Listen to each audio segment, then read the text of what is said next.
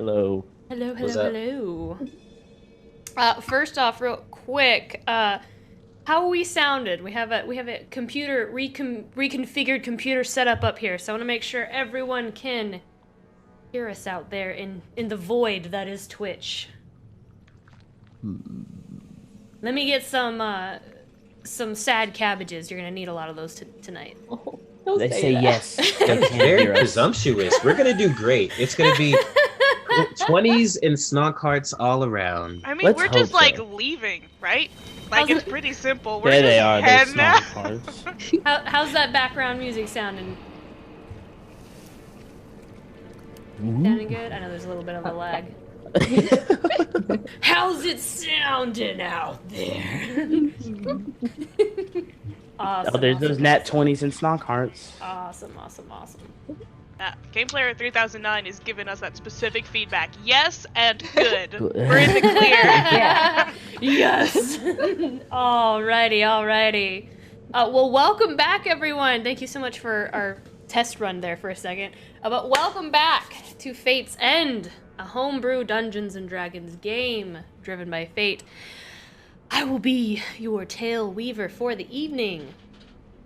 How is everyone feeling about the overlay update this evening? As you can see, Samson cannot be with the group this evening because he has been taken into custody by the authorities of Digbrand. So, We are refusing to acknowledge it. We do not see it.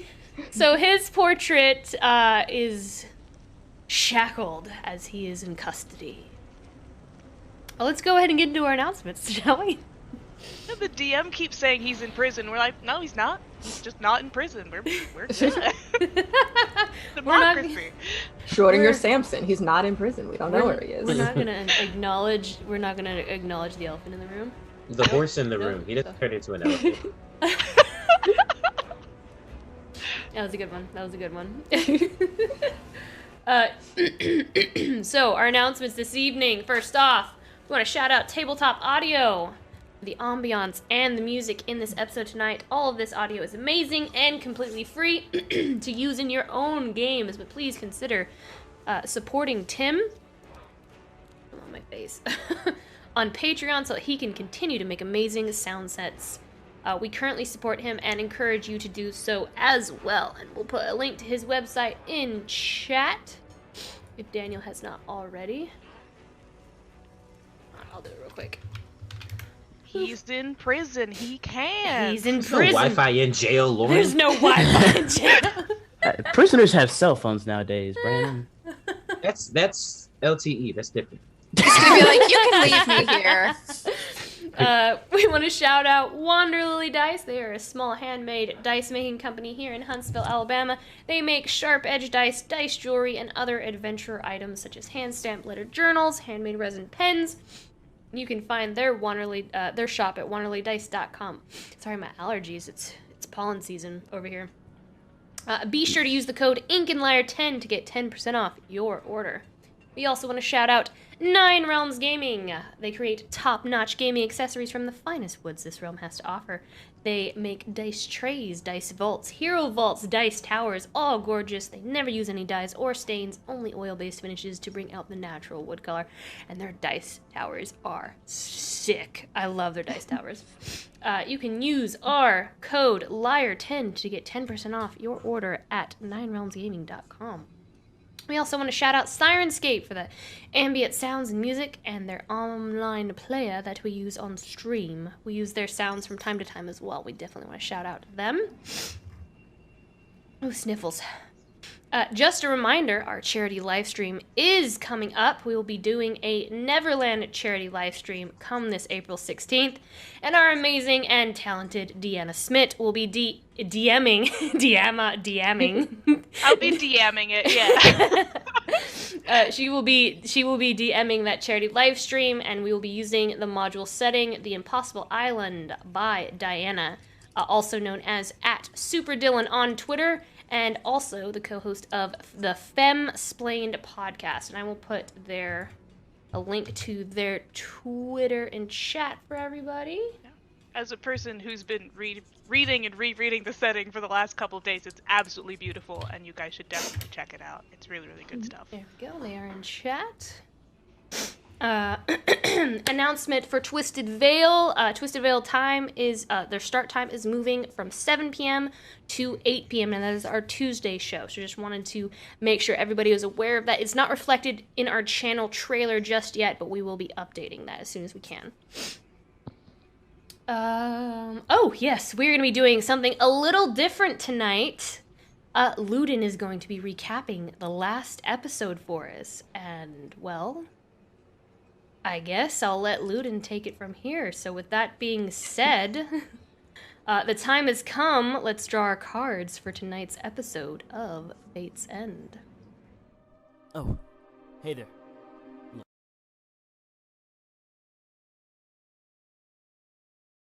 Urimir were busy securing our ride out of Digbrand. The group involved were waking up Cassius. Somehow they frickin' did it, although there was a little rocky start at the beginning. View. Again, it's very, very bright in here, and it's like staring at the sun almost. And he goes, "One of you," and he points to Samson, Esperise, and Finnalai. "I ask you to submit yourself to truth willingly so that I may find resolve in this chaos."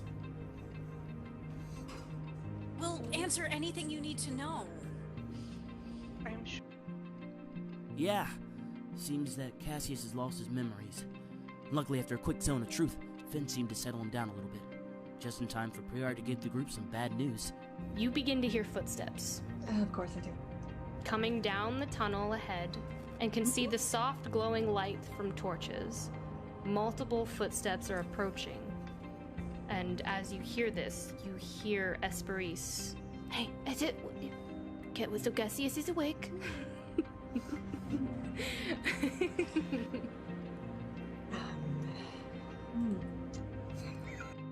With some quick thinking, Samson cast invisibility on both Cassius and Finn and instructed Finn to get Cassius out.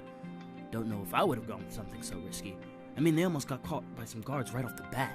You just kind of like put your hand against the wall and some of the rocks kind of trickle and fall. And one of them turns and like is literally this close to your face, and you hold your breath. And the nose kind of moves forward and just almost brushes up against your own. And Cassius just kind of like pulls your arm up and back as if to kind of move, like you're frozen. You are frozen with fear, and this is it. They're gonna find you. They're gonna know that you're here. Jeez, that was close. Meanwhile, Samson and Esperise were busy trying to convince the Wakers who had just woken up Cassius that they had hallucinated the whole thing. You know, gaslighting. If you are all still, I know this has been a trying period of time for you all still feel fit to do the job we brought you down here for, yeah? Just to help us investigate, make sure nothing was damaged in terms of the statues down here by the Oblex. You asked us to wake that guy. What?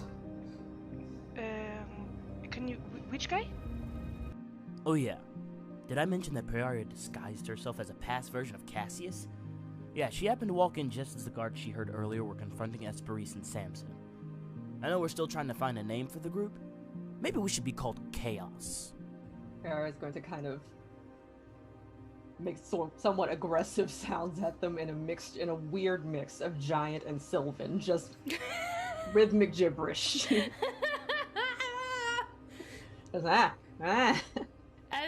So meanwhile, across Digbrand, Urimir and I were securing our way out of here. Things were going well, if I do say so myself. And I guess the last thing I need to say is I do need to be a little bit lighter to run faster, so and he's gonna give her the second casket of fuzzy navel that they bought, because he bought two. You just walked in like a guy with two like Yetis under, like you know, like igloo, like or whatever, like ice chests Coolers? under his coolers. Thank you. Under his arms, just like kind of wobbling side to side, and she will have a crew member take that and take it up the gangplank onto the ship. After our conversation with Addie, we sped walk back to the Fuzzy Navel to get Snonk and Volpa. Of course, Snonk was being a little difficult at the time. Alright, time to go. Snonk needs berries from Berryman. been long time. I gave you berries last Berries from night. Berryman. I gave you berries last night, Snog. Snog is want food. Yeah, I probably gotta stop feeding that pig so much. Anyway, before we left, we decided to say goodbye to our good old friend, the Fuzzy Neighbor. Or you can even leave, like, big old Belgain pulls you guys in for a big, bear. He brings you into a big old dwarven grizzly bear hug and just holds you guys. Like, he smells like tobacco and peaches, and it's beautiful because that's the natural musk of Belgain vigor. Oh, we drink it in. Oh, I love it. Love it, I love it, I love it. Oh yeah, don't tell Praeria, but we almost forgot Mountain. You all see as you guys turn around before like you can leave. You see the Rog just like running like a sad toddler, like don't forget me. I will go back and Trips grab a little Mountain. bit, and one of his like mushrooms cracks forward and for a second, and he just kind of like picks himself off the floor, and like, and Snog just kind of like, wait, Berryman. Okay. Yeah, I'll turn back and I'll scoop him up and I'll try to straighten up his little mushroom. I said, "Don't His- tell Praeria about this." And with our things packed and time ticking, we decided that I would take Mountain and Snog back to Addy while Volpa and Urimir went to get his clothes and me some functional arrows. We were going to meet back at the vaults to be there to help our crew when they eventually emerged. While all of this was going on, Finn was almost out with Cassius when one bad stealth check and another bad dex save could have ended this mission cold. But Finn pulled one of the most tactically advanced moves that I have ever seen. So Finn is going to see this like in slow motion. His face is just like, and he's like, in Cassius's voice, he's just like, okay, you need to trust me. And he pulls Cassius and he falls backward. And he falls just as he's casting Dimension Door. Yes! Right down. Yes!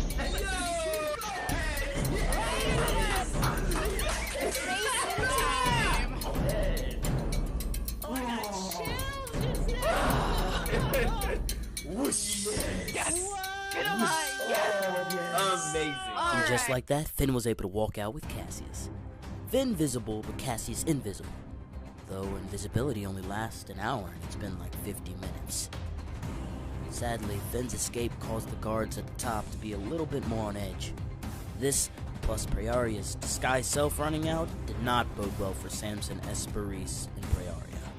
Adis, this one changed. This one changed, Adis. And the other guard kind of looks over, sees it, and like then the other guards are kind of alerted to it, and will look over at the now Praeria in a cloak and will say, clap 'em. There's too much. We cannot risk it. Clap 'em. Fight ensued. Esperis was able to incapacitate half of the guards at the beginning, and Samson cast Fly on Praeria. He then dodged 1, 2, 3, 4, 5, 6, I don't even know how many attacks, while the other two escaped out the door. He was close behind. I'm gonna run away. I'm gonna start by just I'm gonna bail. I'm gonna leave this area, leaving these bandits who are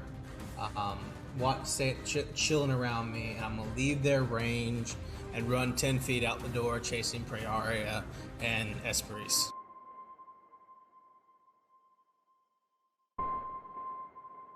Praeria was the first to make it out, and then Esperis. Sadly, Samson was shot out of the sky. He tried to still make it, but he was taking damage no matter what he did. Esperis, seeing that Samson wasn't behind her, thought she might be able to give Samson some breathing room. Like, those were the only two. However, I feel like you rolled pretty high enough that you might have hit Samson too. Okay. Wait, Roll what is with. Wait. If I put him within the cube, if I place it over him, it could technically happen. Yeah. Because I've done it. Is it a 30-foot cube? Yeah, it's a 30-foot cube. Yeah, it would, because they're right next to him. Okay.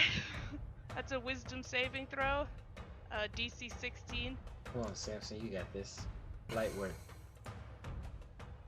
I rolled a 15.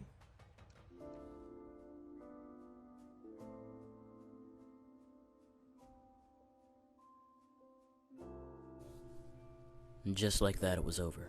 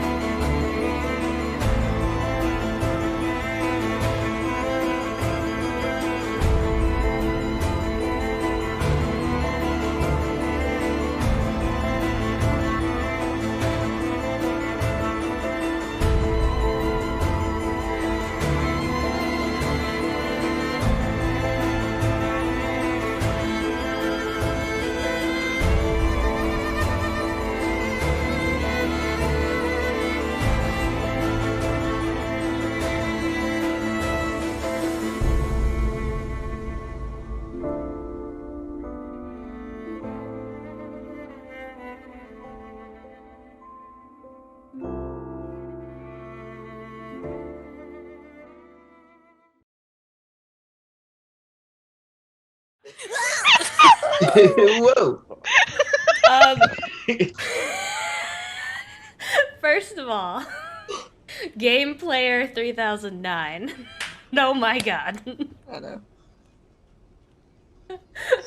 We cannot stop laughing. Thank you so much for that. First of all, oh god, how do I even jump back in at this point? Serious episode. Serious. Oh, amazing recap. Shout out to our very own talented Christian Hatcher, of course, for putting that together. That was amazing. Let's jump back in. Let's jump back in here. So, while we ended on such a cliffhanger, while Esperis, Prearia, Samson, and Finnalai woke Cassius from his slumber, plotted their escape, manipulated Wakers, cast illusionary spells of deception, were escorted out to the foyer where battle ensued, we're gonna take a moment to go back to Urimir. While all of that was happening, Urimir returns to Tenacity Textiles, where he hopes to pick up his very important set of custom-ordered clothes. So, let me change the music to something a little bit more appropriate. There we go! This is perfect.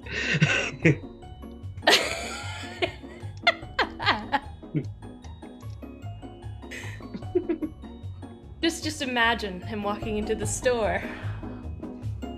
Meanwhile, everyone's like, blood's being spilt in the other part of Digbrand. Spells are being cast. What's a lovely day? I'm getting new clothes. Don't I have to be somewhere later? Yes. Alright, I'm gonna actually switch to the magic shop, because I can't keep a straight face if this plays the whole time. Alright. Alright. So, Urimir. Yes. You make your way back to Tenacity Textiles, and as you kind of walk in, you see Marbell Pebblebrit, the store, the door opens, and she's giving instruction to one of her in-store assistants. It's a simple stitch, right there. This is a simple repair order. Menial, do it right or do not do it at all. And she kind of swings her head towards the door as she sees you enter. And sees you walk in, and she addresses you. Oh, it's the mismatched vagabond. Welcome back, darling. She gestures to you and another, one of her other assistants. Caroline, go ahead and light the brazier in the dye room. It's time to light the rags of flame on this one. Bring the sage too, who knows what demons will emerge from them, but also I anticipate there will become some kind of dead animal smell, so... Did you say burn? Yes, darling. We're not good. No, I'll just take them with me. I don't think you have to burn them. Darling, there's no need for them anymore. What I have made for you is a crescendo. A crescendo? Yes, but... I guess I could part with some of it, but, the cloak stays. The cloak? Yes. Very well. Sentimental. I will not fight you on this, of course. If you would to keep the rags, you may, but I think that they would be better served as kindling. Caroline, go ahead and help him. Help him, please. And she comes over. Of course, Caroline looks just like... She comes over to you, and she helps you into the back room to change with the new clothes. She's a charmer, isn't she? To Caroline. About... She... Marvel. Is an absolute nightmare. But... she gives great recommendations, and if you study under her long enough, you'll be able to have your own store and do very well. It's near guaranteed. So it's something we have to put up with until we're able to make it on our own. But yes, she's absolute dog of a person. You're not really gonna burn my clothes, are you? Do you want to keep them? I can burn something else. That would be great, yes. Okay. She will take your clothes, and she does kind of like squints her nose a little bit. There is a smell to them. But she's trying to be very polite, you know? They smell like home. I'm sure they do. I'll just stick them in here. And she actually takes some like dried flowers that and just kind of like stuffs them in there. And she hands you the new clothes, and she'll let you change. All right. So you put on these new clothes, and you see that they're the same color scheme relative to what you saw on Finn and Esperise. The ochre and the various shades of brown. You put them on. The first piece is a doublet with a semi-deep V that goes down to just below your sternum. Around right. I don't know if the audience can see, like around right here-ish. Mm-hmm. Yeah, Christian's got it. Christian! be my Vanna White over there. Model the whole thing for me. Paint a picture. 2 arches on your back, where the second color of the fabric kind of stitches together above your lower back. Long arches, like a flattened M, that kind of come together over your spine. The sleeves are loose and stripped, very Renaissance, like a Romeo doublet that is more form-fitted at the elbows. The sleeves are tied up with strips of fabric at the shoulders, and almost like a visor, a small inch thick sleeve kind of comes out on top of that, almost like a fingernail, like right here. Mm-hmm. The doublet, I don't even know if I'm saying that right. Doublet? Is it doublet?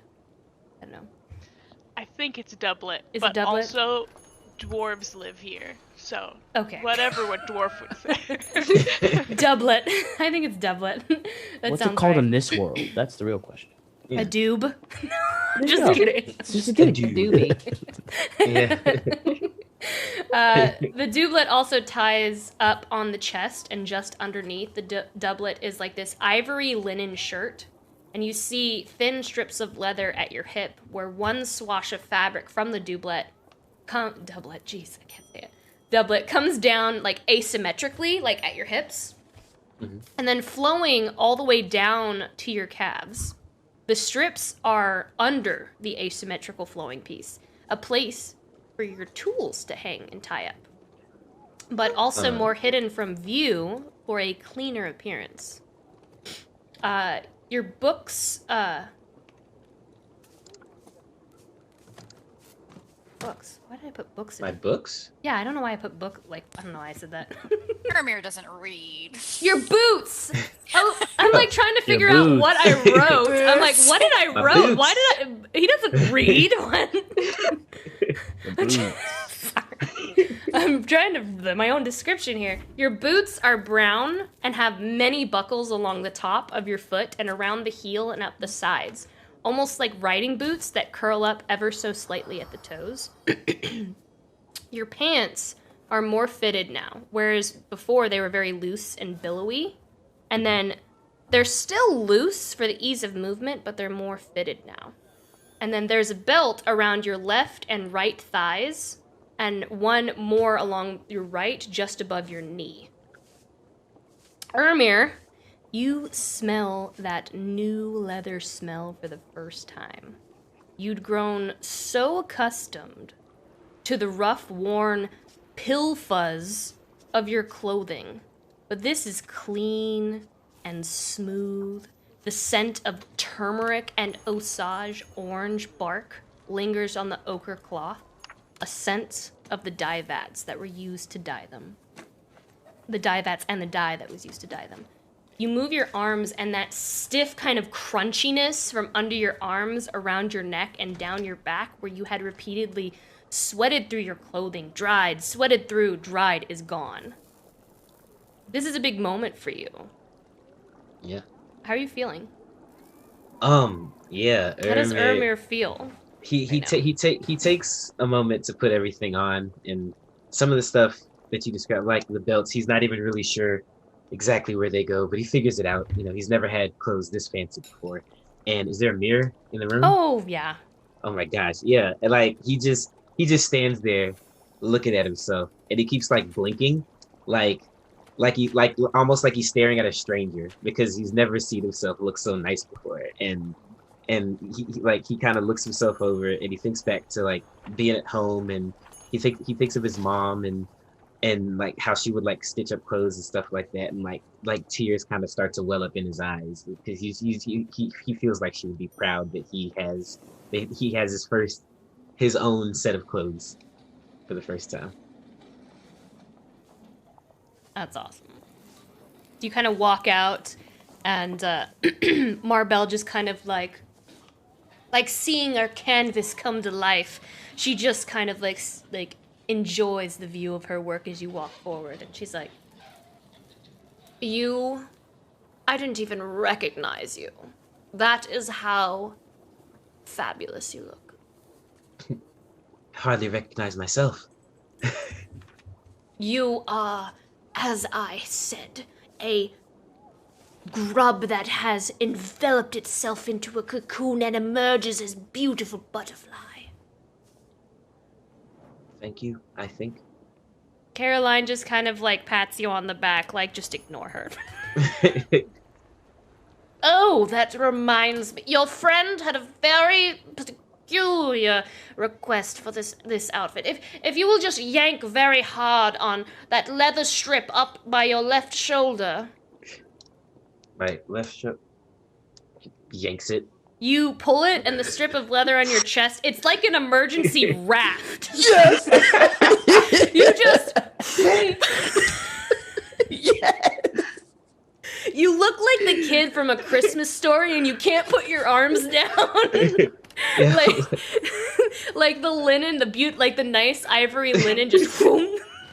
like the Pillsbury Doughboy if you squeezed him really hard, and like it only lasts like 5 seconds, and then like it just kind of comes back in.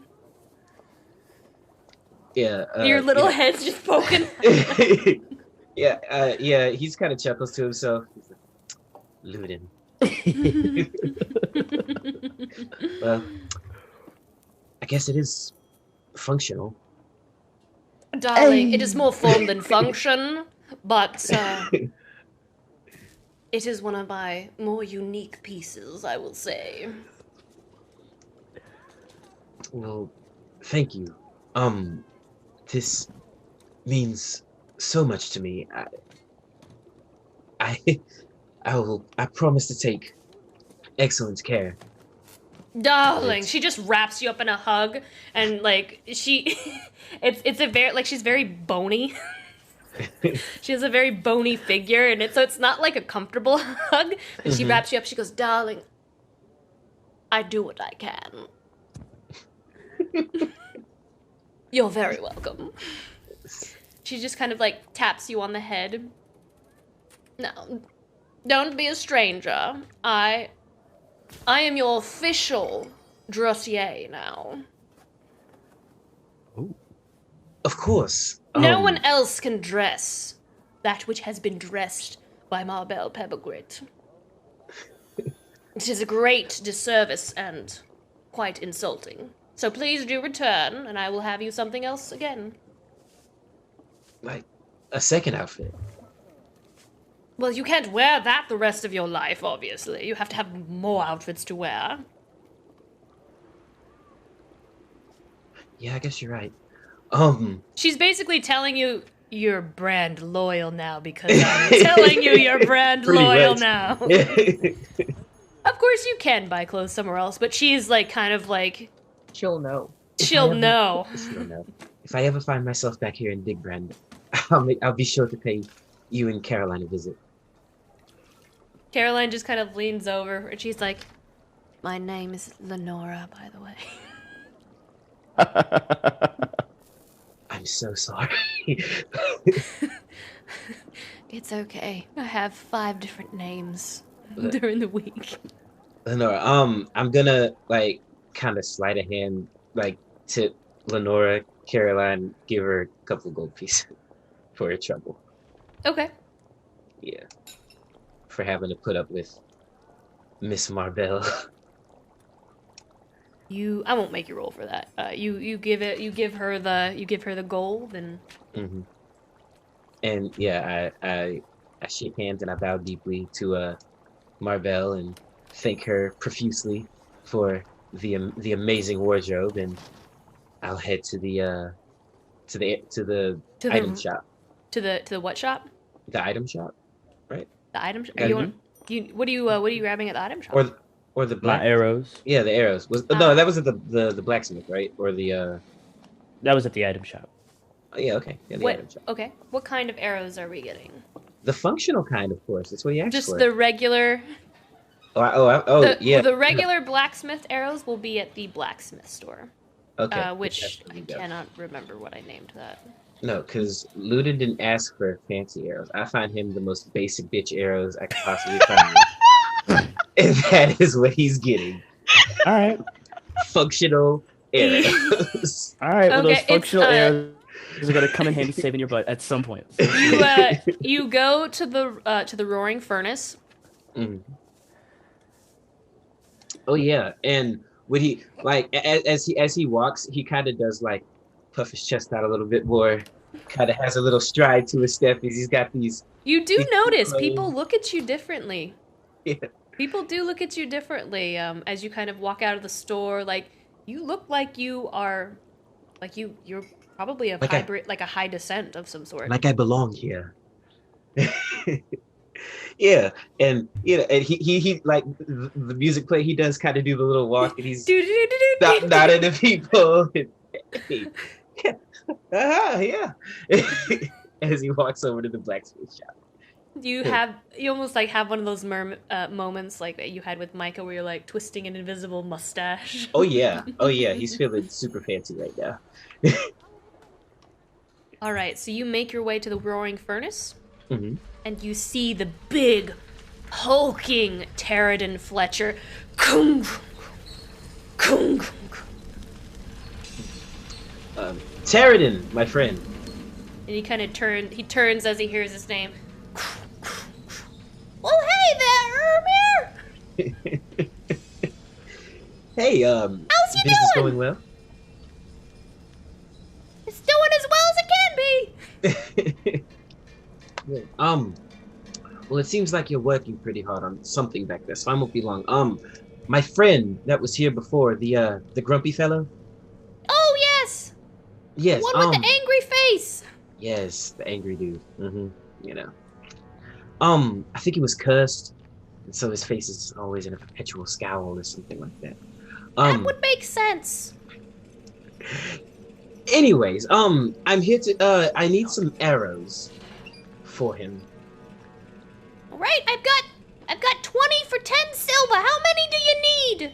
20 for 10 silver. I've got 10 silver on me, right?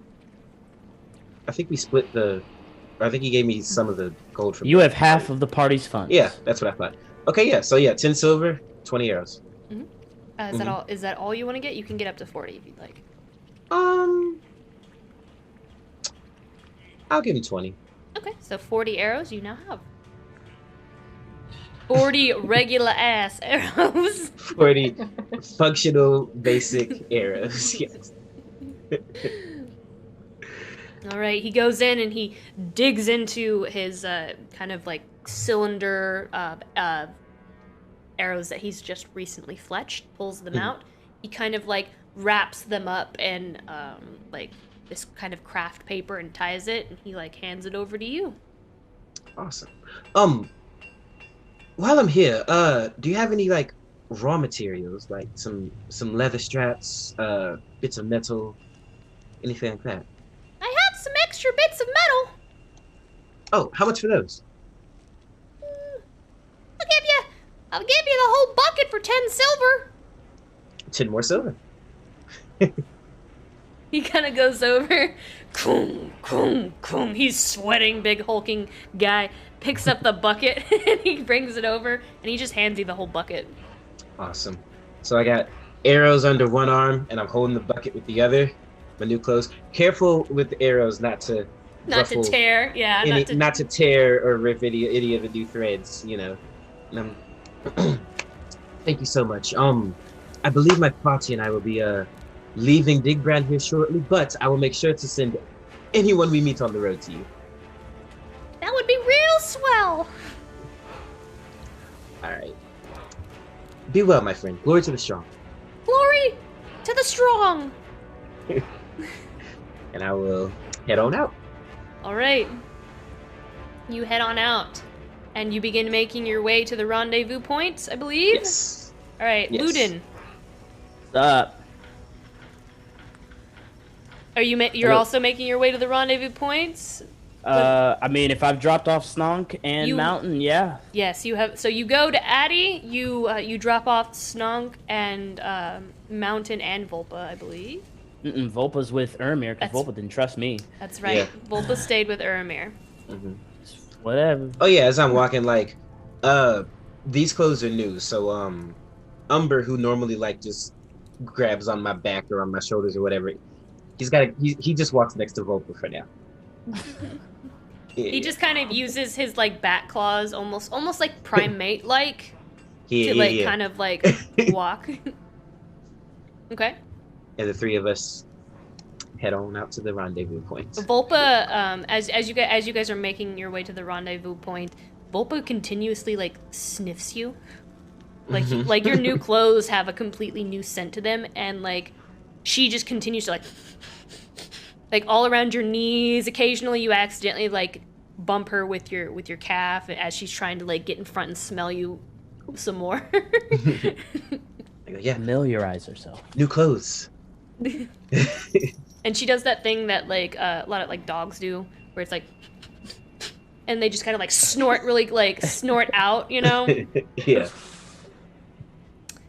All right, Ludin, you drop off Mountain and Snonk. with Addie. Theus just kind of like fiddles with his like hooks as he kind of like watches the animals kind of like being brought on board. He's particularly intrigued with the Rog as it just kind of like walks up and like sits on the deck of the ship, and he just kind of stares at it, and it just kind of stares back at him unblinkingly. And they have this like, it's probably a full 30 to 60 seconds where Theus is staring at Mountain, and Mountain is like staring back up at him, and like he's like his eyes are narrowed looking at it, and then he goes. Like they've come to an understanding. And Mountain just kind of like and just pops up and goes. That's amazing. Walks over to the pet plank and just like stands there waiting for Prearia. Maybe we should let Mountain negotiate for some. Yeah, Ludin's just he was about to say something like, be careful of that one, but like she's like, okay, I guess they're good. And we'll walk over to Addie and give Addie the rest of the berries. And he'll be like, the pig, if he starts to act up or anything like that, just feed him one of these. He'll be your best friend. Do them sparingly. He's becoming spoiled. Will do. Good to know. And Finn, several blocks away, is losing his mind. Yeah. My animal training heart is dying right now. He does something bad, just reward him. It's Addie takes the berries. She goes ahead and gives one to Snonk, and like the transfer of power is seen in Snonk's eyes. And he just kind of goes and he sits next to Addie, and he just stares at Addie's hands and just waits. It's like, yeah, you got 8 more of those, and I'll make some more when I get back, I guess. All right. Finn's And then, gonna hate the berries from here on out. He's gonna limp. Speed walk. I forgot, but yeah, he's got a torn hamstring. hammy. He's got a torn hammy. So he's gonna use one of those short swords as like a little kind of crutch ish. So he'll just be like going that really fast. You can hear it down the corridor, just ting ting ting ting ting ting ting. But yeah, All he's right. gonna head back to the rendezvous. So, Urimir, you finish clothes shopping and make your way back to the ferried platform that lowers down into the vault, or to the vault level. Ludin and Urimir, you kind of arrive roughly around the same time. You see Urimir. You Looking actually, all fancy. you would, like, you have a really high passive perception. You almost don't even recognize, like, you had to, like, you look and you're like, oh, that's Urimir. Waving. And you like, the only thing I would say that probably gave you notice that would be Urimir is you saw like a fox at his feet. If Volpa wasn't there, like, that's how different he looks. If Volpa wasn't there, you wouldn't even like paid any mind because he looks so different. Ludin's just gonna look up and down and walk in like in a little circle with his but he still has his short sword, so it's like ting ting ting as he limps around Urimir. Oh, Urimir's definitely posing a bit. He's like, yeah, yeah, you see? Okay, Urimir, I see you. Nice, right? Yeah, but does it float? He'll pull the thing. The crowd nearby, because it's like an airbag, right? Like an air raft, like boom. The people nearby are just like, whoa. And like he just can't he can't move. As he's sitting there, he's like, I didn't think she would actually do it, but she found a way. Money well spent. Oh, by the way. Yes. Functional arrows. And Ludin will take the arrows, not even really look at them, and just put them. I can only take 60, and I already have 60 in my thing, so just put them in his pack. And be happy. He's like, thank you. All right, you ready? Yeah. Okay. And at this point, What exactly? Ludin is gonna go ahead and take out his bow and arrow. I mean, his longbow, just in case. He's not gonna like walk with it like threateningly or anything, like up or anything. But he's just gonna have it in his hand just in case. You could be like, so what do you think we're gonna find down there? I don't know. Do you think they did it? I mean, They better after the crap Samson gave me. I was kind of expecting, like, I don't know, a blue beam of light, or the heavens depart whenever Cassius wakes up. I'm not a very religious person myself, so I don't really know how these things work, but that does make sense. Well, As you're all having, it is what it is. you guys have this conversation, and you watch the platform, or you kind of see the platform raise and lower a few times. The anticipation building up, and it's calm. Like, platform raises, people get off, people get on. It's mostly guards because people aren't allowed to go down into the vaults right now. So you'll see like a changing of the guard. Or guards will come down very intently. None of them look like. None of them look alarmed. Alarmed, yeah. And then maybe we should get. Go ahead. Oh. I was just talking to Urimir. Maybe we should get some guard outfits. Oh no, I'm not changing out of these for a while. Urimir, you're very conspicuous now. I know. That doesn't really work well for. Okay, yeah, whatever. You know, we're leaving. It's gonna be fine. Whatever. This should be up any moment, hopefully. I still think we should have brought the Vardo with us. How are we gonna fit it through the door, Urimir? I'll make it smaller. I can shrink it. Oh.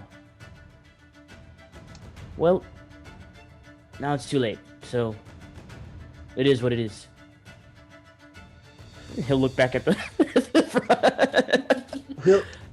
We'll go back for it.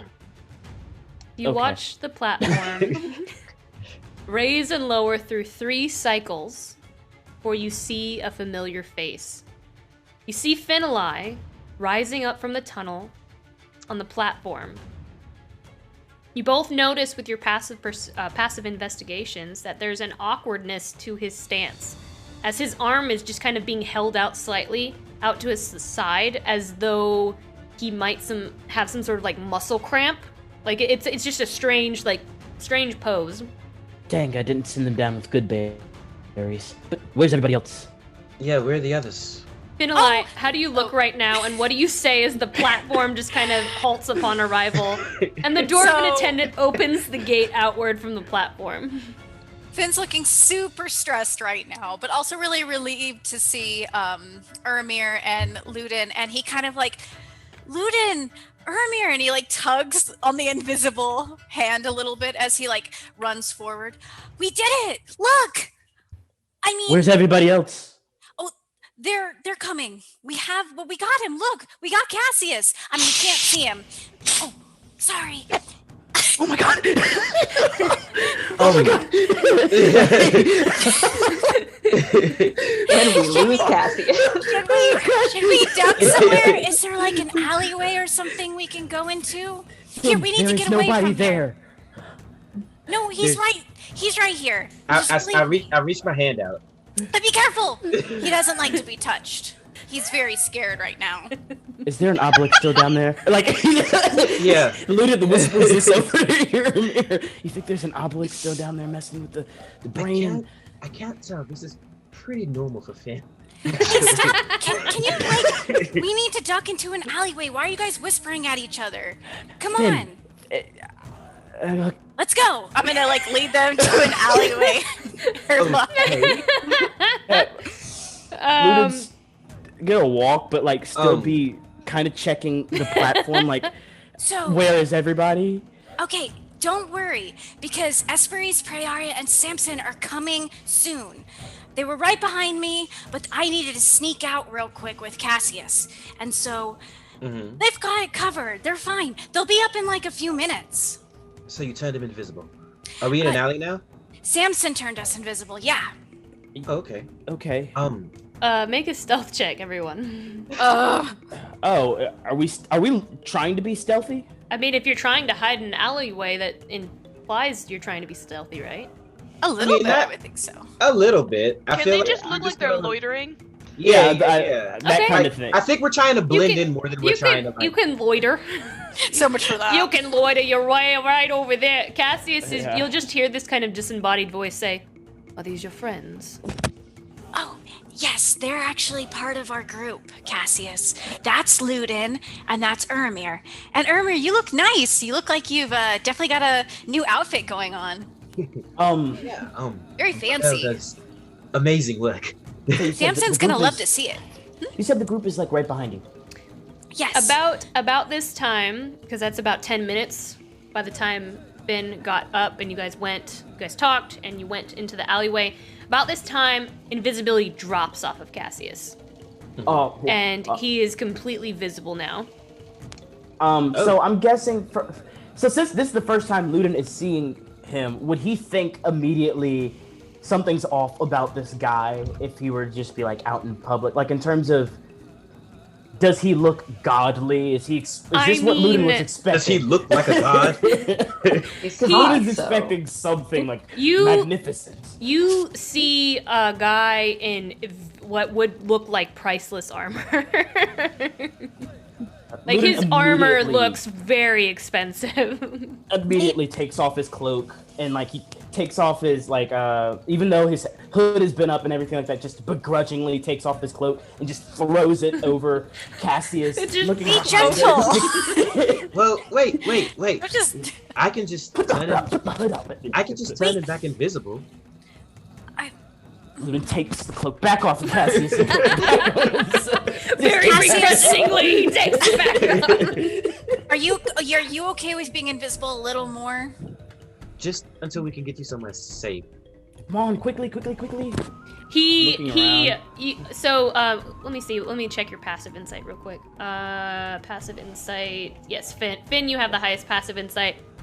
Finn, he kind of like stretches his hands and like he's stretching out his muscles. You can tell that there is a discomfort when he holds your hand, and All right, I'll let go. Are you okay with being invisible for a little while, or do you want to? Well, no, we have to hold hands if you're invisible, so maybe we can just keep him this way. It's not like anyone knows what he looks like, right? I mean, turn him invisible and let's go. I think that's probably Mr. Cassius, sir. There is a place. I trust you. I do. Oh. I trust you. Awesome. Okay. So I will cast invisibility. He pulls out a little. It looks like a little turtle shell, but like they can fit in the shape of your hand, or fit in the palm of your hand, and he places it like right in the center of Cassius's chest, and like the little like octagonal shapes of the shell kind of start to like glimmer and glow, and they do that kind of mirror thing where it kind of like you can see what's behind him, and it just kind of starts to spread all over his body, and he is invisible now. Is that gonna stay until as long as he holds that thing? Yes. Wow. And as long as I hold concentration. Oh, well, that's pretty advanced. Very cool, Urimir. Okay. So, about this time, this happens very quickly. Invisibility drops, and then Urimir, you quickly apply invisibility once more as he has made his mind up that he trusts you all. And about this time, as you bring the invisibility back up, you all hear sounds begin to build from the nearby vertical tunnel that leads down into the lower vaults, from the platform that Finnalai just came up from. Like the horn on a phonograph, the sound just carries up the tunnel and out. And it starts low, like scuffling and yelling. You hear the crackle of magic and the flit and hum of wings, and all of a sudden, whoosh! Praeria shoots out of the tunnel full flight, the driving force behind her flight cuts off abruptly, and she just begins to arc up about 10 to 15 feet through the air and just lands 3-point style on the ground. 10 to 15 seconds pass, and you see whoosh through the air. You see Esperise, she shoots up next, and she deftly flattens her wings in a heartbeat as she squeezes between the platform and the tunnel wall, and then she lands just very gracefully next to Praeria. Passerbys are starting to gather around the tunnel platform to try and see what in the world is going on. A lot of them are looking at Esperise and Praeria. You can hear voices and shouting coming from the tunnel below. There's confusion. The tunnel ferryman yells, "Someone get the guard! Something's happened!" And the platform begins to lower back down once more to the individuals waiting down below. What are you guys doing? Where's Samson? I don't know. I thought we were supposed to be subtle. What's going on? That Okay, was decidedly not subtle. Luden is going to just quickly run over to Esperise and Praeria. Cool, because Praeria has grabbed Esperise and is like trying to find somewhere to go. No, but Samson is still coming, so we should wait a second. He's gonna be like, no, and he's gonna go, and he's gonna point in the direction of the alleyway, and he's gonna be like, we need to hide. Where's Samson? He's coming. He's coming. Just a second.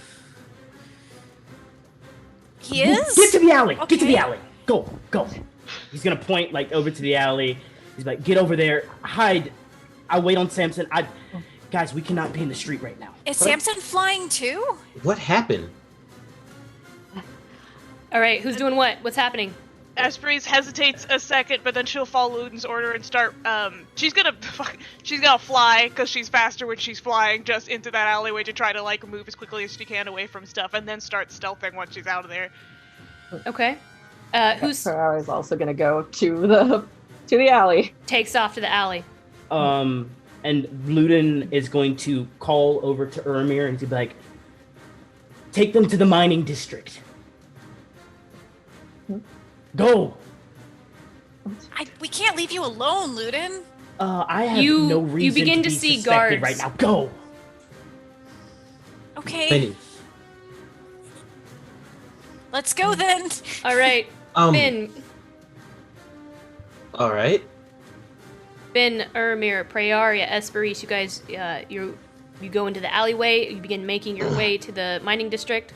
Yeah, I lead them to the little safe house area where the ship is.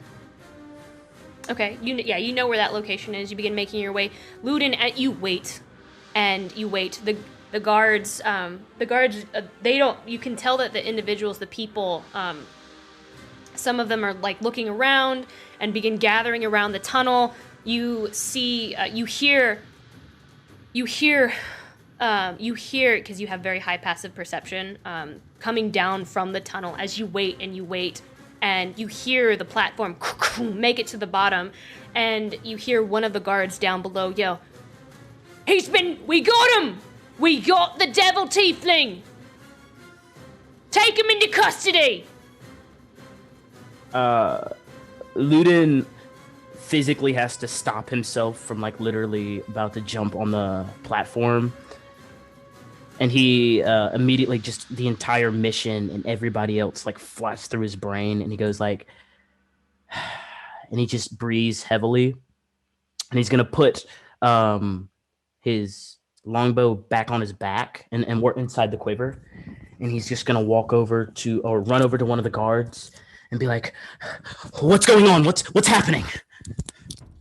One of the guards looks at you like this guard hasn't made his way down, and he just looks at you and he's like, I'm not sure, but the platform is off limits. Please back up into the crowd. Everyone back up. We are handling this back into your homes. And you hear a shout come down from the tunnel once more. Quit your struggling. And like the guards just kind of like are push it begin to like back up, and he puts his hand on his hilt like back up. Luden we are handling it. He's gonna put his hands up and walk back towards the alleyway that they were at the very beginning, and just keep his eyes trained on that, on the lift, just praying that it's not Samson when it comes up, or if it's gonna come back up. All right. Yeah. He's gonna wait for a second. Wait. It takes a while.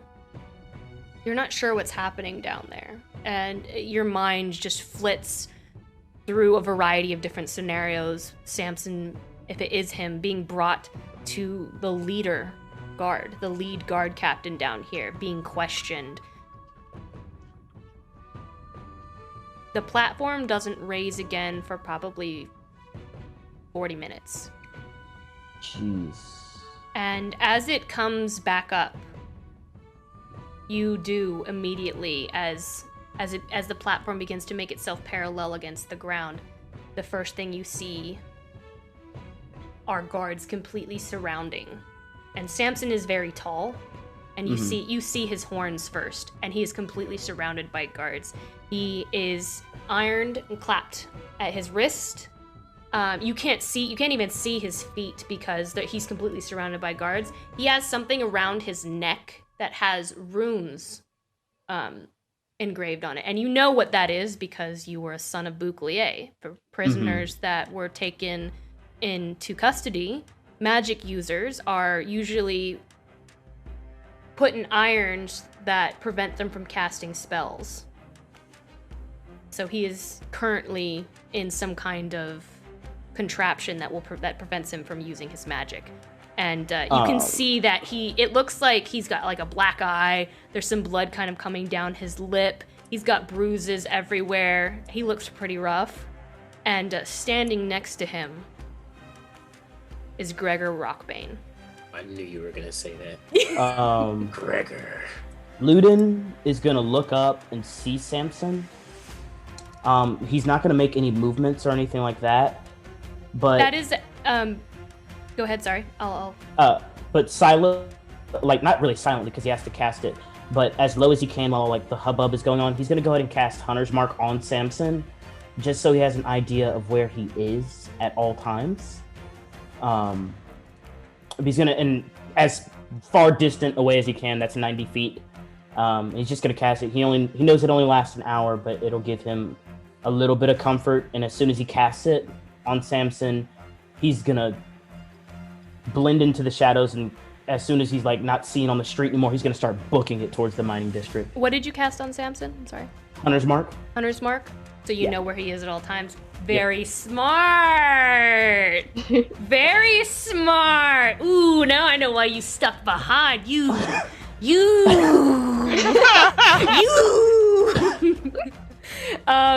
You also see, I will say you see one more thing, and thank you, Danielle. I believe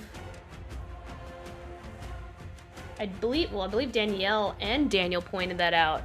The iron that you see around Samson on his neck and his wrist, it's like, imagine if someone superheated in like a furnace and put it on their skin. You see this kind of like smoke kind of coming up.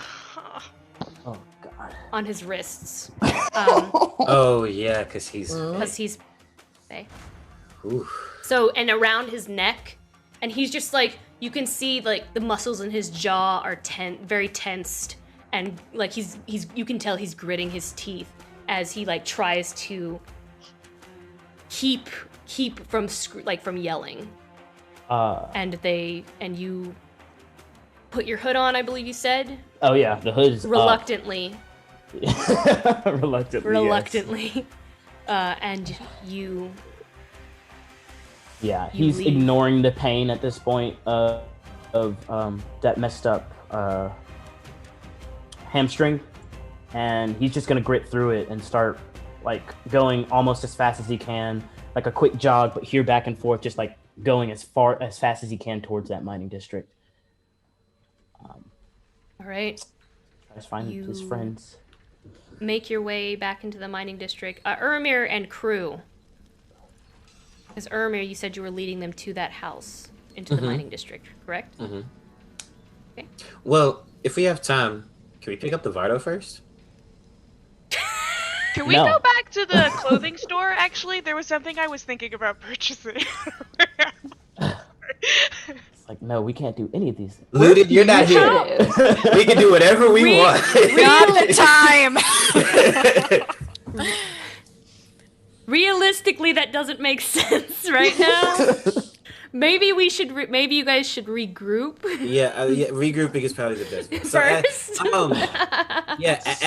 As we're running. Meanwhile, Samson's just on fire. We have an hour, okay? That's it. Did I lose where he is?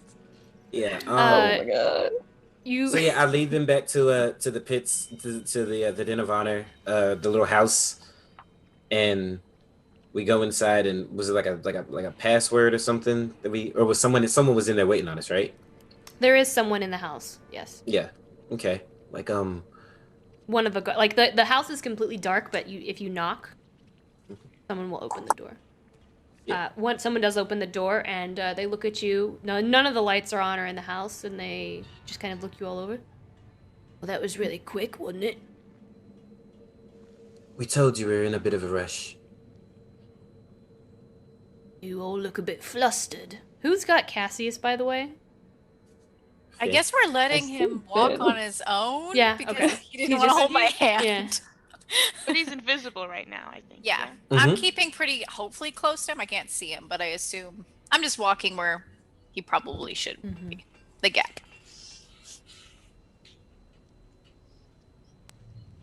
Well, Are you're we welcome going to come in? Oh yeah. All right, everyone, follow me, and I lead them through the house, the little back door area to the ship. You guys, you see this individual begin to play the bookcase like a piano, and just moving and shifting different books, and then it moves to the side, and you're all hit with cold air. Some of you guys are familiar with this because you've seen where this goes. Some of you have not felt fresh air on your faces in a while. Oh, And- when we get inside, I drop invisibility on Cassius. Okay. Yeah. The sailor there sees Cassius, and he's just kind of like, now why would you want to hide that? Yes, we all look fabulous. Can we get to the ship? And he takes you all, and he begins making you guys begin making your way to the ship. Prairie, as soon as Mountain sees you, Mountain just kind of like begins to like run down the gangplank towards you little by little, and She's running to meet him halfway. I cast bending as fast as I possibly can.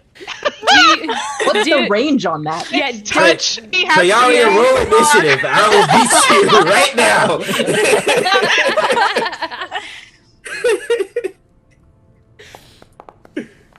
no, we're Alright, not- that's a 20. Are What you- would you- Are you are you really trying to beat her? Are we? Yes. Okay, yeah. Oh my god. That's his intention. Yeah. Okay. Alright, let's see if you can Okay, beat well a actually 20. it's 22, so 22. Ooh. yes. Okay, I got a 20. 18. Ooh, Do you want to both good. use Flash of Brilliance to make sure you get that rock? Yes. Yeah, there you go. That's a 22. Do you have to call that before you roll? No. Before you know the outcome? I don't No, think it's so. specifically after the outcome you can do it, I believe, with that Yeah, ability. yeah, it's a reaction to add. Yeah, with you or another creature, you could use your reaction to add +4 to the roll. So yeah, I can. But we're rolling for initiative. Mm-hmm. Does it count? Initiative's an ability check, isn't it? Mm-hmm. Right? She just wants Prairie Mother, to stab you. That's what she wants.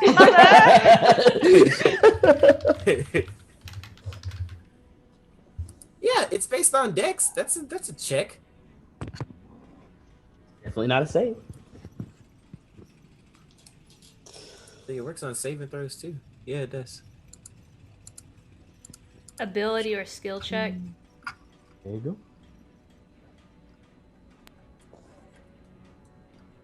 You can do this after the roll is made, but before the result is revealed. Ow. Oh. But if I'm the one rolling it, though. But you knew Prayaria's result before. Yep. No, I didn't. Yeah.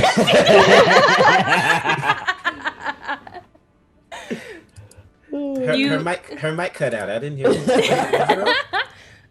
So I You're will. gonna get stabbed, I don't. I don't think it would. I don't think it would count here in that case. Prayaria, you scoop up your baby My baby.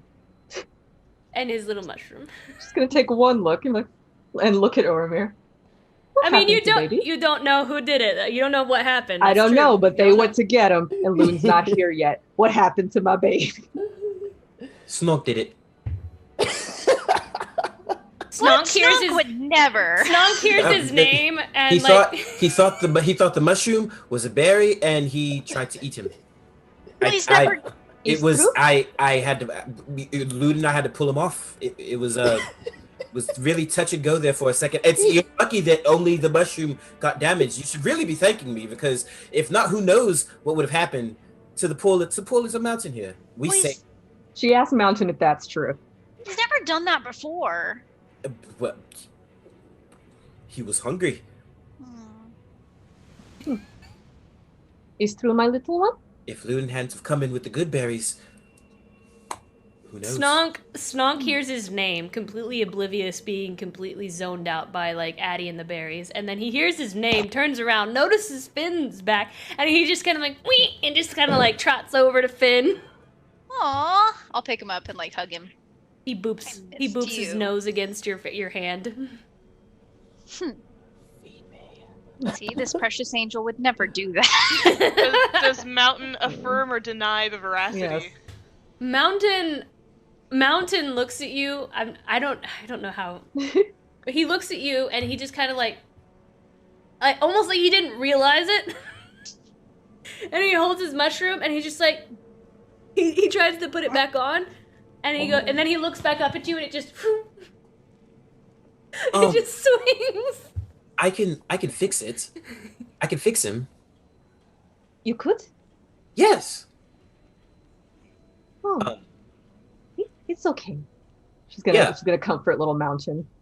Mountain just grabs your finger with two of its hands and just kind of like. I'll cast I love this rock. mending real quick.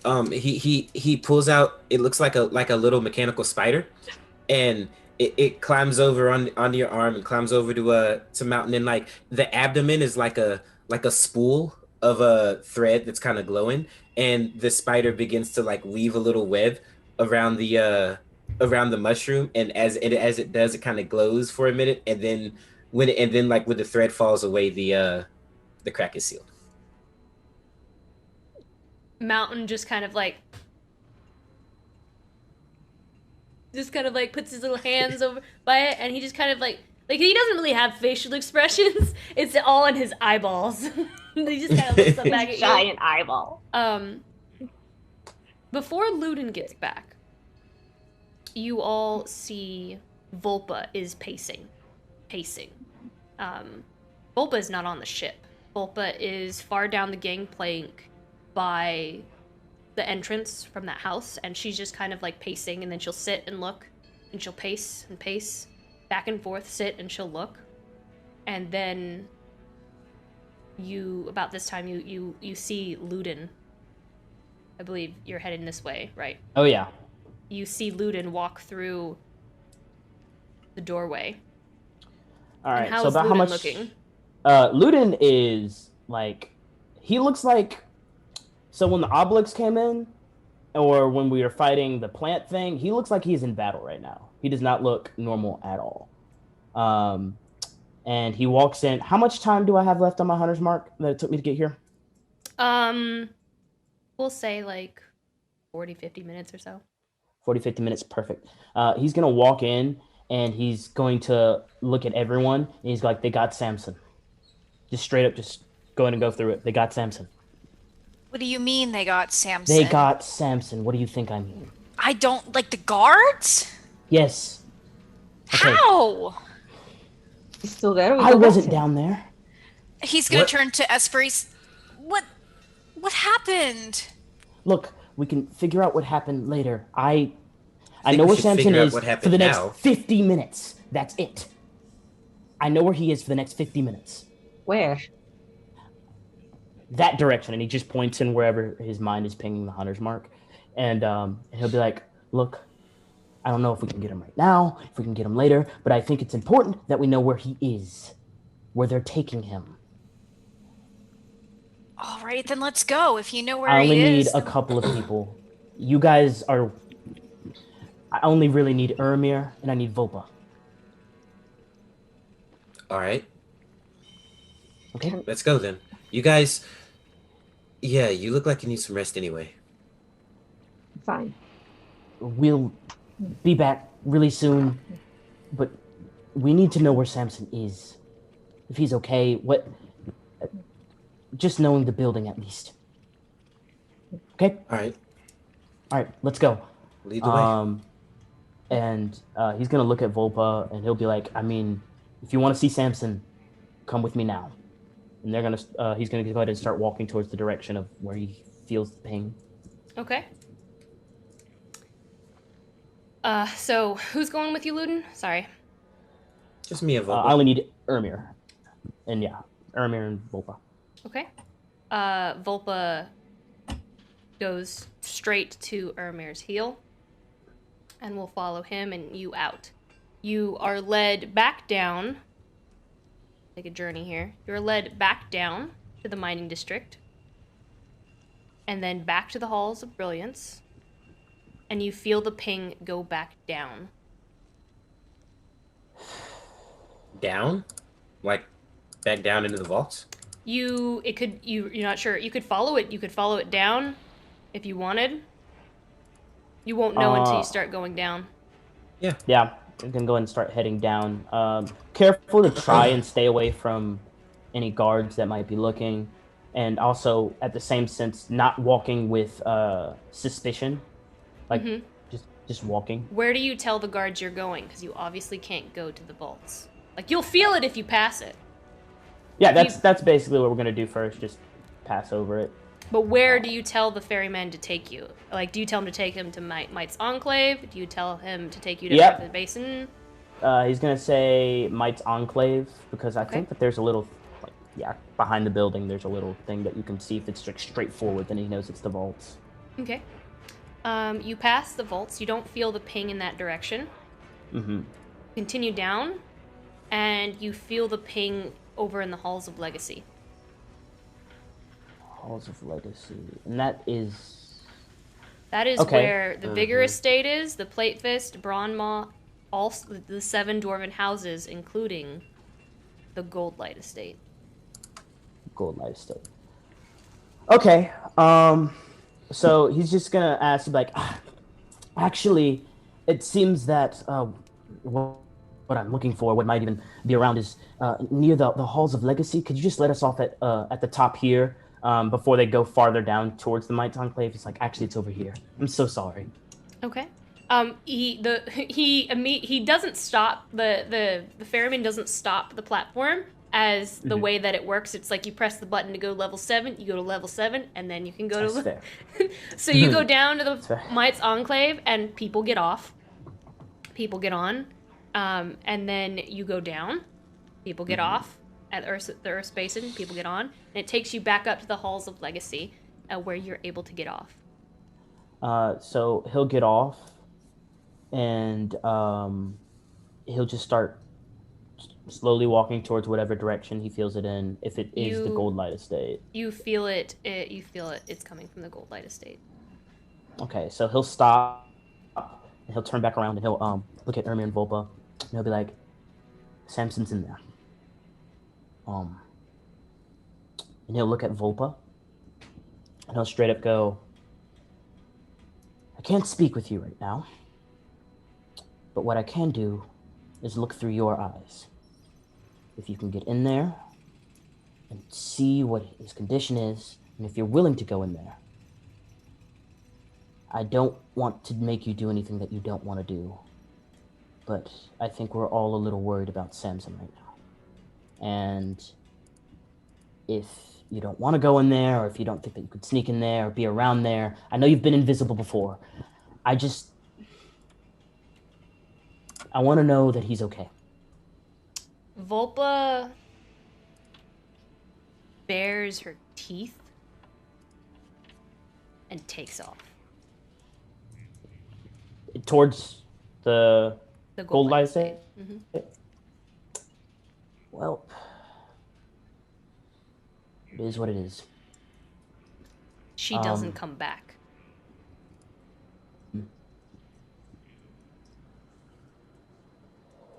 That didn't go the way I wanted it to. At least we know he's not in the vaults. This is almost worse. I feel like Volpa can take care of herself, but Samson... How did you look? He didn't look good, Urimir.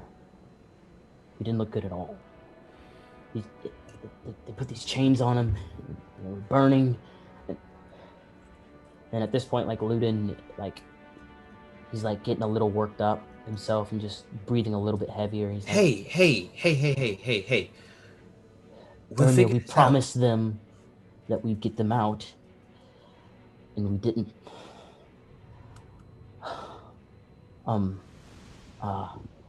You can sense him, right? Yeah. So he's still alive. We'll get him. Don't stress out just yet. We just need to come up with a plan. Or figure out what happened. Let's go back with the others. Okay. Okay. And he's gonna look back at the Gold Light Estate one more time. Squint his eyes and just try it in his mind, memorize every detail of when they were in there, and even just the little pathways of like when they were turning corners in and out, just trying to think about it. And as they're on their way back, he's just going to be slowly drawing everything that he can remember of the pathways of the Gold Light Estate. Like into the Gold Light Estate? Yeah, so like when we walked in and when we met, what was his name? This is Caravis's house, right? The Gold Light Estate? Mm-hmm. Okay, yeah. So when they walked in for Caravis's house, he's just writing it all. Like everything that he can remember about all the way up to Caravis's... The different doors and stuff? Yeah. And even if they didn't go through a door, he'll just make a little mark that there's a door here that might potentially go somewhere else. There's a door here that might go somewhere else. All of the different ways that he saw. Okay. And he's gonna follow. At this point, your hunter's mark probably end. Yeah. And you return to the group. Are there any guards around? Do you look at the gateway to the Gold Light Estate? Yeah. Oh yeah, there are double guards. Oh. There's probably like 10 or 15 just at the gate. Come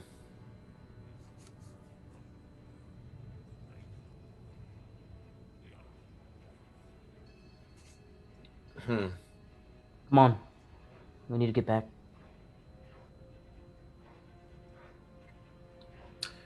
Yeah. We head back. Double time it back. 15 guards just at the gate? Just at the gate. Are there like any walking around? There are probably 10 parallel with the gate. Mm-hmm. And then as you guys begin to linger, probably 2 start walking down the tunnel towards you as if to, like, what are you doing here? Oh yeah, no, we turn around and leave. Yeah. How long were the 2 of them away? Probably 30-40 minutes. Okay. With with his hunter's mark and the time frame here, probably 50 minutes then. Okay. I would have tried to take that time to start explaining to Finn what happened as best as I can. So when we got up to the top, there was a commotion. They were looking for something that was invisible, and we joined in that. I had the idea maybe we could just start moving our way, towards the end, but they noticed there was something up with Praeria, and turned into combat. We were doing very, very well. Samson was, dodging everything, and I was able to. Anyway, we were able to start flying away. Samson made it so Prearia could fly. I can always fly, and Samson can, the whole turn into a bird, and everything was fine. He must have been. Maybe he was shot. I don't know. I saw him one more time, and he was not a bird anymore, and he was coming. He was going to make it. Everything was fine, but I thought that I could help and give him a little bit more time.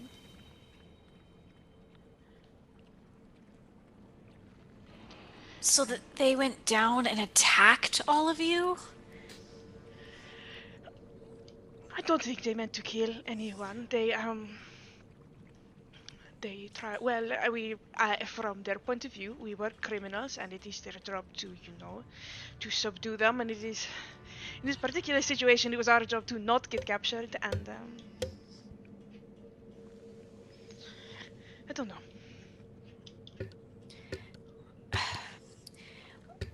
Okay. Well, it's no one's fault that Samson got captured. But we have to figure out how to get him back, right? Yeah. Yeah. I don't know. I feel like I made a number of decisions today that were not. If anyone has any ideas for what should we wait for Urimir and Ludin? Yeah, I think Ludin's mad at us or something because he didn't even want us to come with him. So. Well, I mean, Prearia and we were there. We are, wanted now. They would recognize us as people who were. So I mean, I don't know. I think we should wait for them to come back, though, and then we can try and formulate a plan and see what to do next. I'm sorry, yeah. Alright. So, Ludin and Urimir, you make your way back through the secret house and back to the group. Secret tunnel. Arya meets them at the bottom of the plank thing. She has been standing there watching the door. Does Ludin see Cassius? Cassius is on the ship. He is there. So is he on the bow or anything like that? Yes. The bow Ludin, near the gangplank. Yeah, Ludin's gonna walk right past Prearia, and go not on the ship, but off the side of the ship, on the other side of wherever Cassius is sitting. And he's gonna look up at him, and he's just gonna grit through his teeth and go "You better be worth it." And then he's gonna walk back over towards Prearia and the rest of the group. That is no way to greet a god. I believe he is technically a demigod. Ludin doesn't care. Never mind. You find Samson? He doesn't say anything back. He just kind of looks at you. Without any kind of expression, and just kind of looks back. We found him. Caravis has him. Of course he does. You don't think? Did anyone? What happened? Well, that's kind of a long story. But we went down there and we raised. Well, first we got Wakers. We got 4 of them. We took the contract and basically lied our way through that. But we did really good at it. And then we brought 4 Wakers down into the vaults and raised Cassius from the dead. And he kind of lowers his voice when he says that since Cassius is nearby. And then that's when Samson turned us invisible to sneak out. And that's all I know about what happened down there. So then how did he get arrested? Esperis and Prearia. Then I went back. I changed. I changed my face. I look like Cassius. I thought we could. I get back and there is no Cassius, only Samson, Esperis. The Wakers and me. As not me.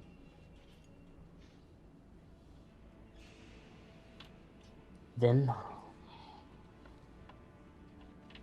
Then the guards come. How did they know? I'm going. right away. Oh yeah. Finn, you have something to share? Oh, I was just going to say, I'm going to assume that, well, they knew because we took the Wakers. And they. where are the Wakers? Where are the Wakers? Are they with the guards? Oh my gosh, they're with the guards, aren't they? Majority of the Wakers believe that they are experiencing symptoms of double X and that their memories and beliefs cannot be trusted. One might believe something different.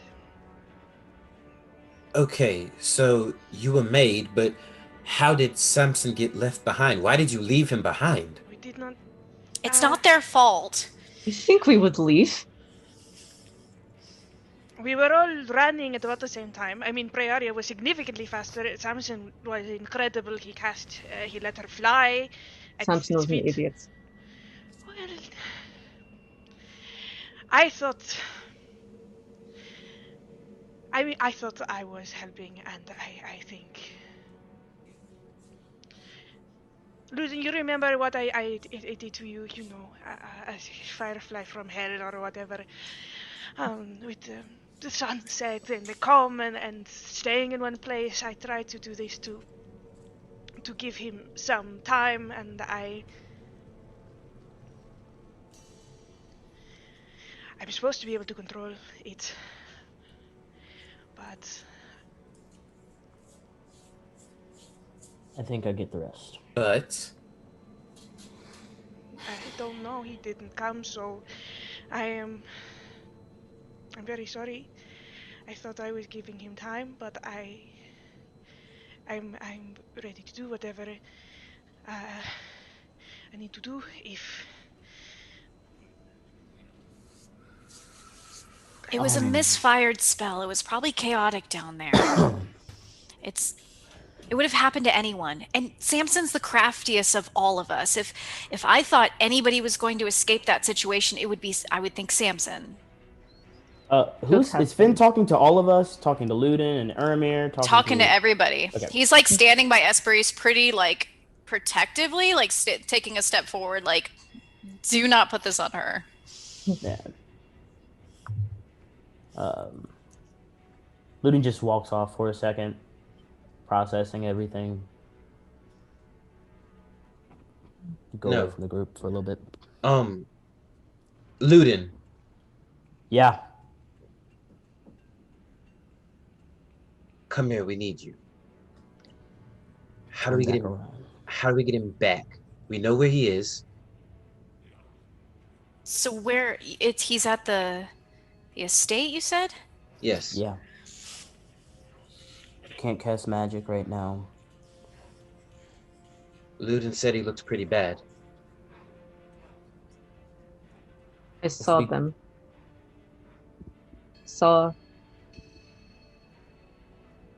their contraptions when they came. They were iron.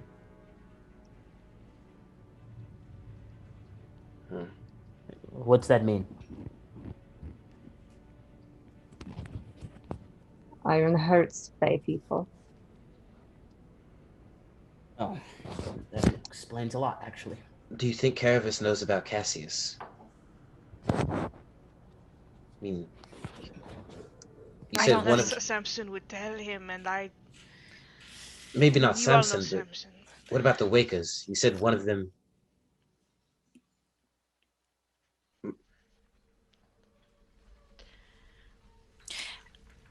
The Wakers, are they? Where are they? I don't know. I mean, they were down there. I know what 3 of them believed. The last one just knew that we didn't have a chance to speak with him. He just knew that he you had awoken someone. but they didn't recognize him. Uh, did we say Cassius when we were down there? Did we say who? Okay. Yeah, we did, and we mentioned the fifth. I mentioned the fifth season too. Well, Okay, this is we are okay. We are in it.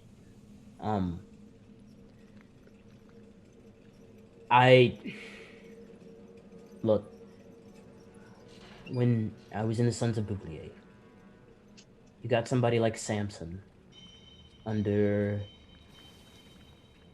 the instances of things like this. You're gonna make him speak sooner or later. You're gonna make him speak, or he's gonna die. That was my experience, at least. What do you mean, like torture? Do you think that's above Caravis? I don't know. Maybe not. I don't know the guy very well. either way, Samson wouldn't talk. Therefore, we need to get him out. Well, what would Kervis get out? What does Kervis get out of this situation? What would he be hoping to get? If we have, What are we willing to give him? I think And that Ludin we're. will do like a quick side eye to Cassius and then back to the group. I think we're assuming the worst. I mean, we did kind of go around Caravis's back and sneak out some wakers, and he probably just wants to talk to somebody, and nobody has really talked to him thus far, which is why he tried to force people to go there. We have a dinner appointment.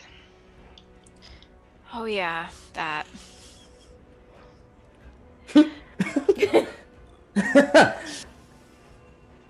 What? Well, he invited us to speak with him tonight. I don't know if that invitation still stands, but he'll probably still talk to us, right? Like that's what he's been wanting this whole time. well, if he does know about Cassius, then he's probably gonna want to use Samson as leverage. I don't think there's any way he could know about Cassius unless one of the Wakers told him, which might have happened by now, but I don't know. No one, the guards didn't know about Cassius. Ludin, did you see them? Who? The Wakers. The one with the guards and Samson. Did you see them? I don't know what these wakers look like. Not like guards. They look. What Can do we they just? wear? Yeah, I was gonna say, can we describe what they were wearing? Like any type Very of robe? nervous. They are 4 idiots. Ludin bites his tongue. There are different kinds of guards. There are the guards that you saw in the vaults, and then there are Lord Caravis's guards, whose armor is much nicer and gilded in gold, which you saw both of down there. Oh, we're trying to describe what the Wakers looked like and how they Oh, might with the look different from Wakers? a guard. Yeah. Okay. What the Wakers look like, very, probably like almost Grecian, but with more leathers, like leather belt, kind of like a leather pauldron that just kind of comes over, but very light and flowing linens, with a few leather pieces here and there. All like kind of like a deep cobalt blue. The linens, that is. And dyed That leathers. to Luton. Well, did Ludin see any of those people as he was staring at the platform as it went up those 3 or 4 times, or had they No. already left? No. No, I didn't see any wakers. Perhaps they hid. There was much chaos. Any idea where? The vaults are. They aren't Caravis's exclusively, right? Like, the Wakers have their own home, and so it's possible that they didn't even go to caverns yet. It's possible they just went back to their rooms. Mm-hmm. What happened between the time that you and the Wakers separated? What caused this separation? Guards were looking for an invisible man. They were alerted to something. We entered into that group. I attempted to try to get us away up on the elevator by saying that the Wakers needed medical attention, and that It might is the spell last I off. saw them. And that's when it happened. Okay. Well, Me- there's probably only two places they could be. Where you got them, down at the vaults. If they're at the vaults, we're screwed. Or a hospital, if Esperis mentioned that they need medical attention. Because they, yeah. Okay. So we need to get to the Wakers. Yeah, and we need to figure out what we're doing with Caravis too. Somebody's got to go talk to him. I'm not going. Well, Recent, I should probably not. No. Who did he not see? Who was not down there? Finn? Urimir? Me? Urimir. Did they see you, Finn? No, not really. Only the ferrymen saw me, and they didn't really know what was going on, so... They might have seen you coming in, but the person who saw you coming in... That's true. He's not going to say anything. I think that it will be okay if... Urimir, do you want to? Yes. If it means getting Samson back. It seems like it's our only option, really. We have to go talk to him. If you're saying that Samson's there... Yeah. We should probably keep our cards close to our chest. We don't know what he knows. What's that mean? Cards close to your chest. Don't tell the truth about everything. Basically, tell him what he needs to know. If he doesn't know about Cassius, he doesn't need to know about Cassius. If he the less he knows, the better. So we shouldn't offer up any information to him. Let's see what he wants first and go from there. Okay, that sounds good. Yeah. We can do that. This could either be bad or very, very bad. We're good. I mean, we could maybe get Samson back. We have to be a little hopeful. Oh, we're getting him back. I'm sure we will get him back, but I'm sure we can do it. I'm sure we don't have to result to any sort of more chaos or violence or anything like that. Does come to Are you sure you want me to go then? I can't go by myself. I mean, I could, but that doesn't sound good. Chaos probably wouldn't be a good option anyways. There were at least 25 guards just at his gate. Some may have left, but either way, he knows something's up. Yeah. It's not like we'll be able to just waltz in, get Samson, and waltz out. But now that you have your fancy new clothes, maybe he'll like you better. Caravis. Maybe Caravis will like you better. You might be right. People are seeming to give me the time of day now, so... How do you all expect this conversation to go? Oh. Either bad or very bad. Well, I think that we're going to have to go in and basically reason with Caravis. I think that we'll have to explain what we were thinking at the time where we were doing all of our plans, but keeping our cards close to our chest, right? Which is And what, Finn? What All were he our plans? all he knows that we were looking for Cassius. We could even say that we didn't find him. We brought the Wakers down, and we didn't find anything. well, we mentioned, well, yes. And do we still have that contract? Does somebody still have that? I think we gave it to Belgang, right? No. So we decided we did not They do took that. it down to the vaults. Oh, okay. So that's. Do you Either guys still I have or access? Samson had it, and now let's say that I have it. I think that's a good idea. Yeah. Okay, then can Also, we...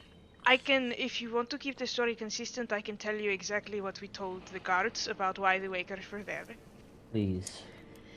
Good idea. Because we had told them the previous night that we had taken care of the Obelix, but we did not know sometimes Obelixes live in family groups, or it may have children, or there might be some remnants of ruin that we might want to go and investigate. We brought the Wakers with us to make sure we did not do further damage to the structure or any other sculptures or beings that may be down there, as we thought they would be experts. And, as a bonus, if we did find Cassius, they were right there, as it said in our contract. We thought it would be efficient and kind to do it in this way. But when the guards returned, I believe he said that we understood... Sorry, we must have overstepped. We should have asked permission first. We just did not want to waste any of his time. We know that this was a busy time for him. I mean, They took it well, but... They were not... They took it well, yeah. you bring up a good point. We did kill a whole obelisk for this man. That's gotta count for something, right? And if he says it counts for nothing, Urimir, how do you respond? Why wouldn't it? The vaults would still be closed if it wasn't for us.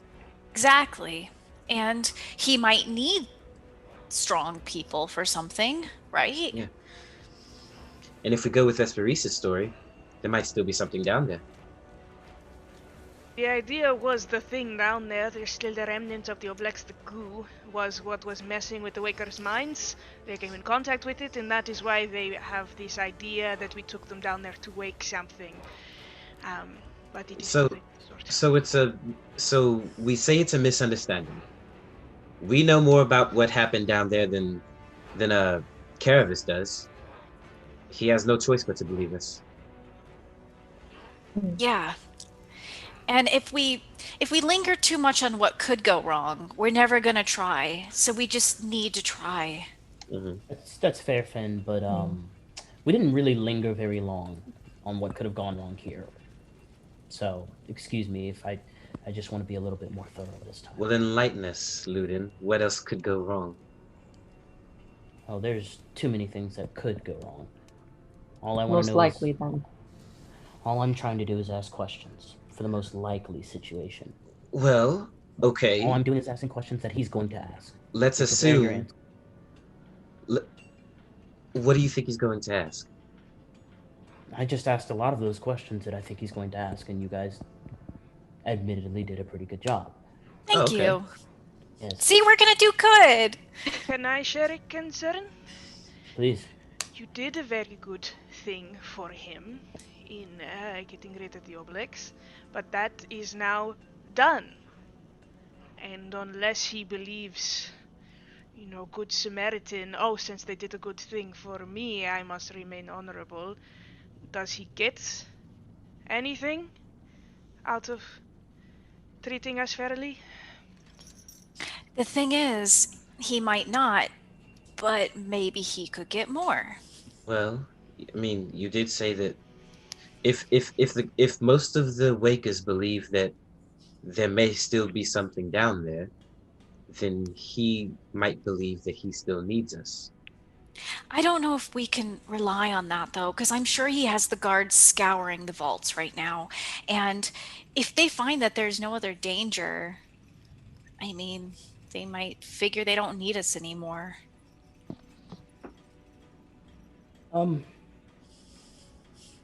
I need to go find these Wakers.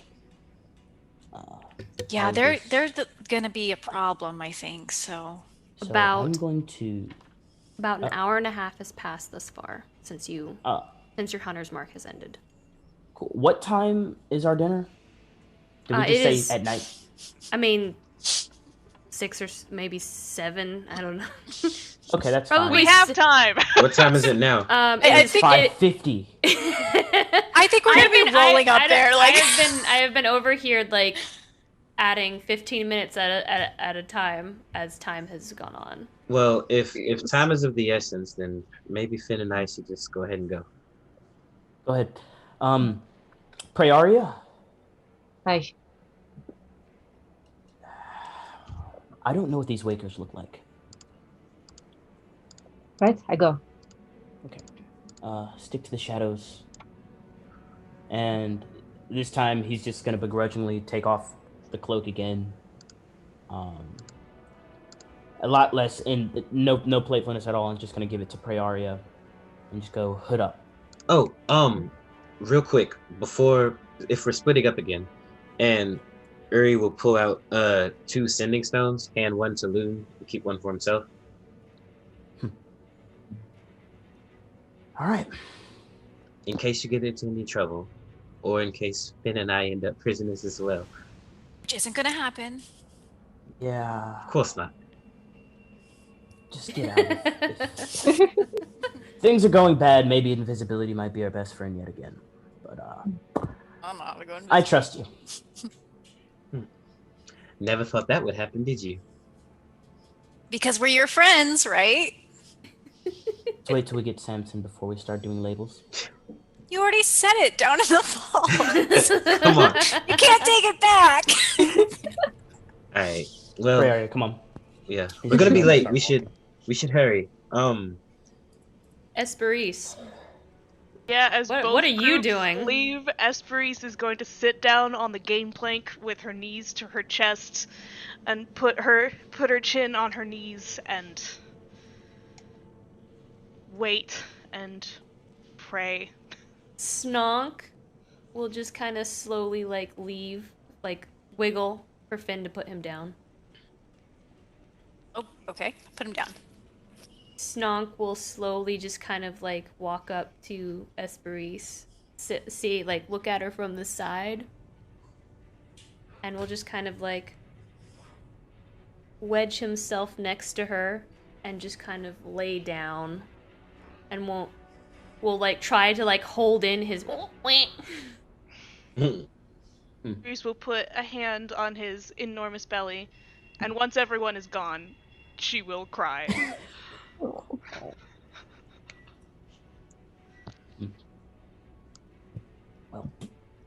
here we go. And with that, I think that's a great place for us to take our break, since we're about to break off into some serious stuff here. Yeah, so we're gonna go ahead and we're gonna take our break, and when we return, we're gonna go to a dinner party. Meet with Caravis Goldlight himself. We're gonna try to find some wakers. So, we'll see what happens. We'll see y'all in a little bit. All right.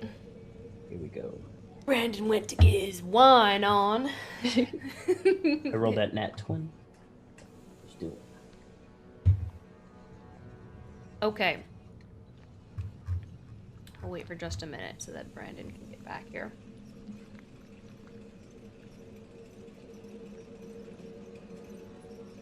So,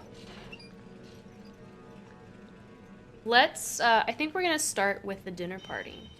And then we'll move on to the wakers next. Okay. You and Urimir make your way back to Lord Caravis's estate. Was he not back yet? No, not yet. Dang it! Go down into the basement for the good stuff. He went fill him in. down. There he is. Urimir is trying to cask Amontillado Caravis right now. What happened? I support that. They're starting with you, Urimir. Oh, cheers then. You, Urimir and Finnalai, you make your way back to Lord Caravis's estate. You immediately see the guards at the gate. Urimir, what's interesting to you is that there are still a lot of guards, but there are less now. Like, there were 15 before, there's probably 10 now. There are less guards now. But it's still way more than the very first time you walked down this. Seems like things have calmed down a bit. Were there a lot more before? Mm-hmm. Well, I that's mean, good. this is still a lot, but not nearly as many as there were when Luna and I came earlier. All right, let's see if they'll let us in then. Okay. You don't see Gregor upon approach. One of the guards actually moves forward, kind of looking you over. We're wearing fancy clothes now, so we look important. What's your names? Finnalai and Urimir, and we're here. We arranged a meeting with Lord Caravis. Yes, we have a dinner reservation. Hearing your names, he immediately nods. Immediately, like as soon as you say it. And he says, he kind of like smiles a little bit, and he says, the gracious Lord of Wealth has been expecting you. We hope you brought your appetite. The kitchens have been working tirelessly to reward the heroes who restored the vaults of slumbering. Although we did anticipate more of you, that Lord Caravis will be quite disappointed with that. And we apologize for their absence. Some of them were not feeling well, so they stayed behind. But we didn't want to not show up either because we didn't want to be rude, especially since Mr. Goldlight made so much, prepared so much for us. Right. That one will have to stay here, unfortunately. What? He gestures to the robotic creature next to Urimir. No weapons. You leave your weapons here. He's not a weapon. He's my pet. Well, you leave your pet here. Right, Urimir? I'm sure you have somewhere to put him. At the gate. He'll be okay. Umber will climb up the bars of the gate and then find a little platform and then stand there perched like a robotic gargoyle. I love it. Okay. Going to unload my sling. Your deftly deadly sling. It is a weapon. And Urimir, do you have any weapons? I don't think you do. No. I mean, I've got my bag, but I don't have. Don't you have a crossbow? Mm-hmm. It's a prosthetic arm. Okay. Isn't that hidden under his new clothes inside of his bag? Well, his crossbow is his arm, but it changes. Oh, dope. Never mind. So no, I have no weapons on me. So we just dropped the single sling. All right. And you leave your bag?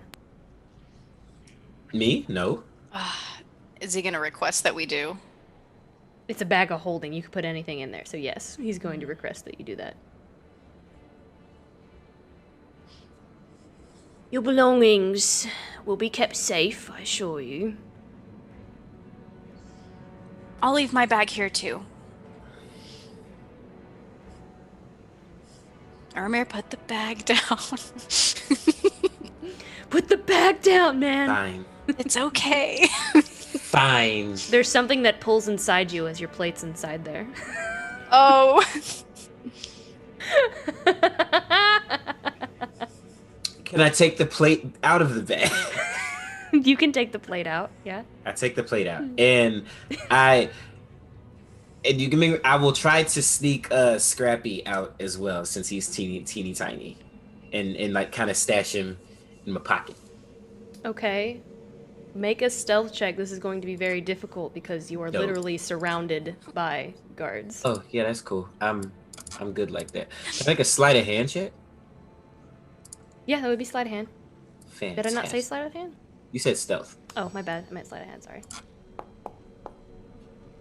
18. Nope. Really? There's no way. Unless you rolled a nat 20, there's no way. You are literally surrounded by guards. Flash of brilliance. I already told you what the outcome would be. If you rolled a 20, I told you, if you rolled a 20, you would have, but no. And then you can't use Flash of Brilliance, I'm sorry. Fine. Alright. Then I will leave Scrappy behind too. I feel naked, even in my new clothes. I have none of my gadgets, none of my creatures. They do see that you tried to do this, and he goes, hey. Put it in the bag. I do have my plate though. You put Scrappy back in the bag, and you hold out the plate, and he just looks at you like, they got plates inside. He's very attached to his things. Yes, but this is my plate. Don't let him take it in. Break it. But we can't bring our own dinnerware either. Is that what you're saying? Well, I find that's gonna be really rude, first of all, but I mean, he kind of nods to one of the other guards, and he kind of comes over. Let me say it. You see with your eyes. Oh, come on, Urimir. We haven't even made it through the gate. I know, God. It's like, pull his hand over here, jeez. You're taking all my stuff away. I love it. Urimir is a hoarder. You can't just take him to leave everything outside. Someone might come and jack all of his shit. Are you gonna let him? Are you gonna let him hold it? Like he'll hold it out, and as the guard puts his hand on it, he'll kind of hold it for a second, and then let go. The guard just kind of looks at it. It's a plate. It's my plate. It's a nice plate. I know. He kind of looks at the other guard. It's it's just a friggin' plate. And he hands it back to you. Nicer plate than you have, bet you. Great. Thank you so much for that. All right. As you make your way down to the estate, you are one of the guards is actually escorting you, and the others stay back. The others that stay back line themselves back up side by side against the gates that lead into the estate. You see that Hennick waits at the doorway as before. His face isn't cheery as you remember previously, but has transitioned into something more monochromatic. He looks at you upon approach, and very flatly and to the point says, "Right this way." I'll follow him. Quite the warm welcome, isn't it? Yeah, I don't think they're very happy with us. We're heroes, remember? You pass a few closed doorways and are led into a grand, formal dining room. We're going to change the map here as we enter this dining room.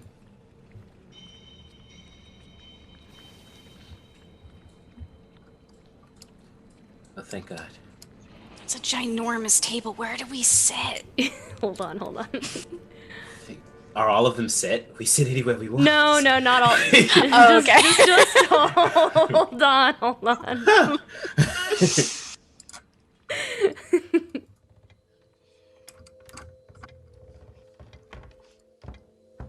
right, we changed over here. You pass a few closed doorways and are led into a grand, formal dining room. You see a long table that could easily seat 30 guests comfortably in the center of this rectangular-shaped room. The ceiling is very tall, possibly 25 feet, and you hear footsteps echo as you cross the threshold into this room. You see this table, this table rests on top of a very elaborate rug of gold and crimson. Its design is dwarven, and a scene of a mighty battle plays out all along the corners around the outer square of the rug. And that seeps its way past the dining room chairs so that the scenes themselves can easily be viewed by the guests where chairs don't run across. You see woven purple worms in the conquest of the mountain, the spoils gone to the victor and the legacy left behind. On the intricately carved walls, as detailed as the sculpting you saw in the vault, you see long and very large flowing woven tapestries that line the entirety of one of the walls.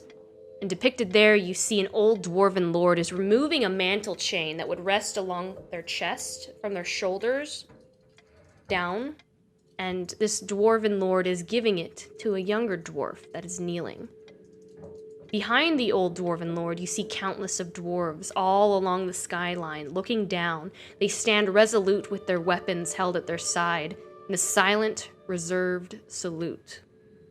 The room contains 10 guards along the walls, surrounding the entirety of the room, and they're all standing next to braziers and other standing candelabras.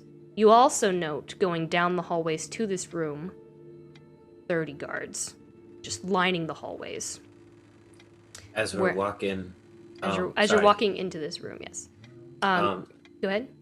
Oh, I was just going to say, Urimir's like, taking a mental note of like every corridor, every door, as we're walking.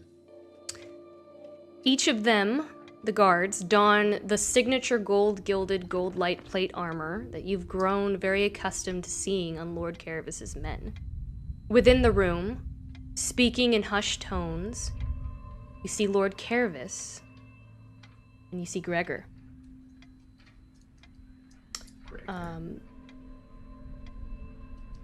They stop immediately as you enter.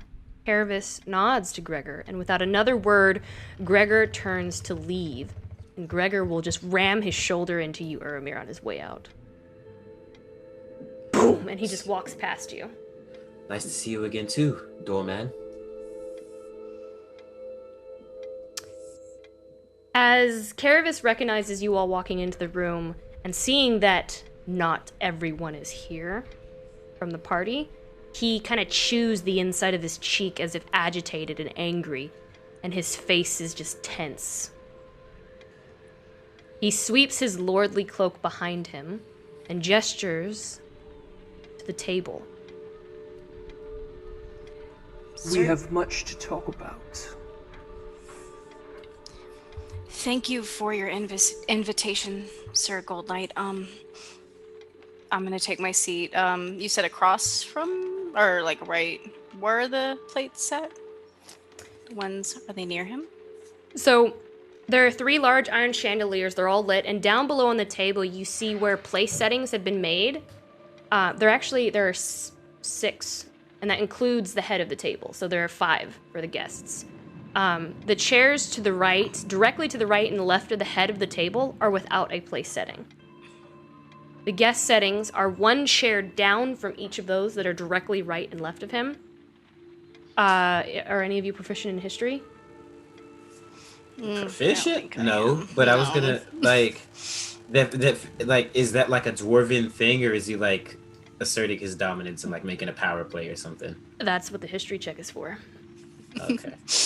I know which one Urimir thinks it is. I'll take the one closest to Sir Goldlight. Okay, that's already laid out before you? Yes. Okay, like you're not trying to sit in the other chairs, right? No, just the one that's prepared. Okay. Yeah, I'll be good. I'll sit at the one across from Finn, but I will move the plate to the empty seat, and I will put my plate in front of me. He gives you like this very like. He kind of like he's very like he's giving you this very penetrating gaze, as if he's trying to figure out what the hell you're trying to do. Like, as if there are ulterior motives or something. Just trying to eat, homie. And he's just, he silently just kind of like stares you down. So, Mr. Goldlight, we've been looking forward to this dinner, all day. And in Finn's head, he's just like, what would Esperise say? What would Esperise do? What would Esperise say? Why isn't she here? We've been looking forward to this dinner all day and to talk to you. And fill you in on the details of our recent excursion down in the vaults. Yeah, I think there may have been a bit of a miscommunication between our party and your gods. Oh, but I'm talking about, you know, the Oblex, right? That was a great fight, wasn't it, Urimir? Yes, quite difficult. The rest of our group wanted to send their apologies for not being able to make it. You know, fighting a monster takes a lot out of you. Yes, we have much to talk about and to enjoy. And there is plenty of time. He just kind of looks like, he listens to your words, and he just looks at you all. And as he just kind of like sits back in his chair listening, the first course comes in. Or I'm sorry, not the first course. Before your setting, you already see a large bowl with a rolled up cloth next to it. The metal of the bowl and the lighting in this room kind of giving the contents a dark, black, glassy look, as still as glass itself. And Lord Caravis just kind of dips his hands. He never looks away from each of you. And he wipes his hands clean as he washes them. I will follow suit. Kind of like, as he does it, I'll be like, okay, we're supposed to do this. I'll dip my one hand in there. And they kind of shake it up. Oh God. He just like glares at you. Once done, the servants move around the guards to place the first course. A fine alehammer brew stein is placed, and the foam of the beer trickles down the sides of the intricate ale stein. You see a depiction of the great mountain of Digbrand, and the various locations within the city, very similar to the map I've shown you all. And a flat slate slab is brought out with a spread of amber lichen and soft rock bread. A small bowl of honey with a small spoon for drizzling sits on as well. Caravis's face as he listens to you, and as the food is brought out. It's very stone-like, the walls of this room, hardened and cold. The silence is cut by a strange contraption sitting above the mantel, just above the dining room fireplace. Tick, tick, tick, tick. Like a hammer against an anvil, its rhythm and the discomfort of the moment hammer into your head over and over again. And your heartbeat somehow seems to keep in rhythm with it. The constant, incessant ticking. And Caravis speaks up.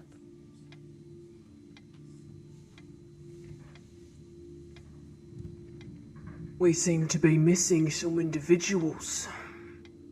Will they be joining us later, or have they rudely declined such a generous invitation to dine? Unfortunately, they seem to need a little bit of extra rest after battling that Oblex. Some of them got very badly hurt down there. Have you ever seen an elder Oblex?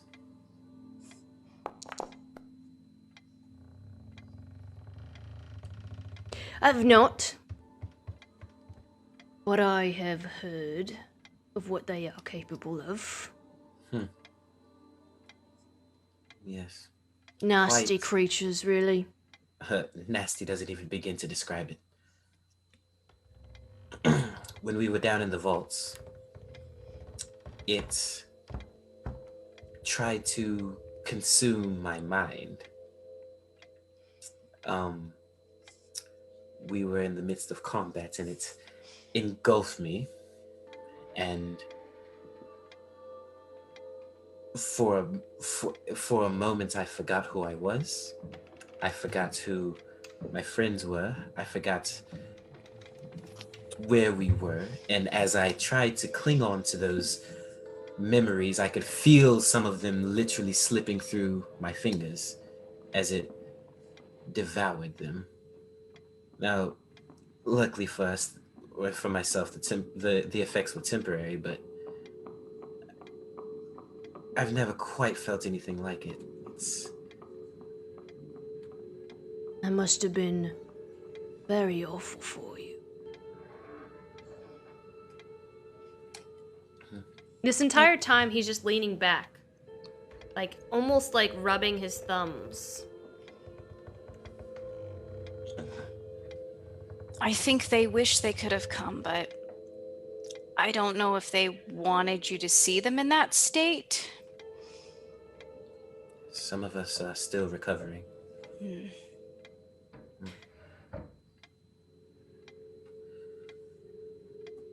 He continues to kind of, like, he has not touched his food at all as it's brought before him and brought before you all. While we're on the subject of our companions, I understand that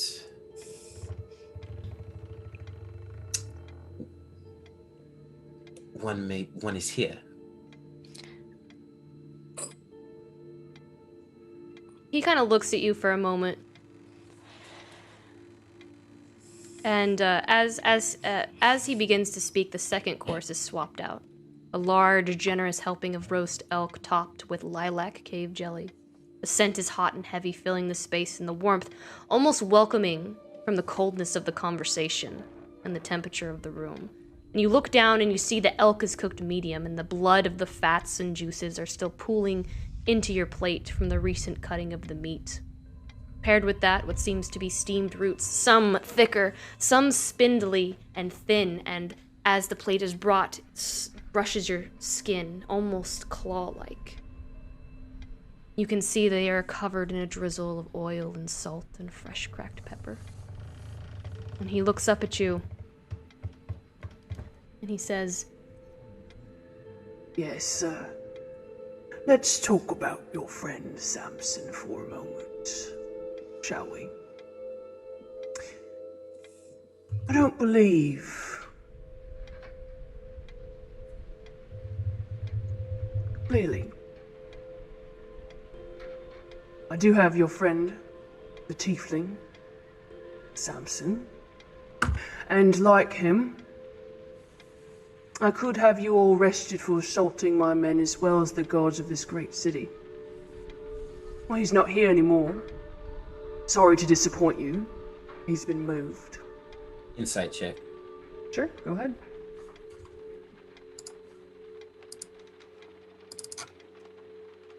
He's still not eating, is he? No. 16. You do not believe that Samson is here. You believe he's telling the truth. We have an explanation for that. For everything. And I promise you it'll make sense.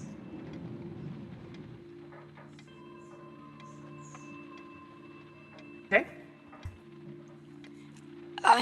It's all clearly a misunderstanding, and he's going to reach in his pocket and pull out the contract that Esperise handed over to him. as you pull that out, he will immediately say, because he knows exactly what you're pulling out at this point, he will immediately say, All right, the contract. Let's talk about that for a minute, shall we? You took advantage of the document I gave you. It was a kindness on my part to indulge your fantasies, and without consulting me, to inform me of the completed task of our agreement, you adulterate my name and signature to do with as you please. I was also informed that the task itself may have not been completed, yet there may be more creatures down there of the same accord, and the wakers that you brought into the vaults to bring them into that danger were apparently necessary in your return to the vaults. And his face is like stone, but the anger behind it bubbles down deep like a dormant volcano. And he says, So tell me, was that a lie? Or were you intentionally double-crossing the Lord of Wealth for your own gain? We would never do that. It's...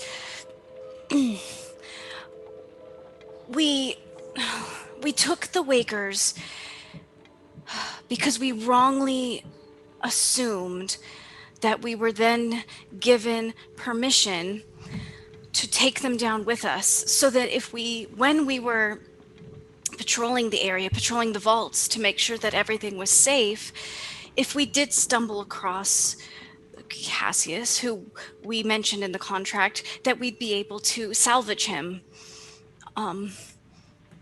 But you're right, it was very unsafe to do that.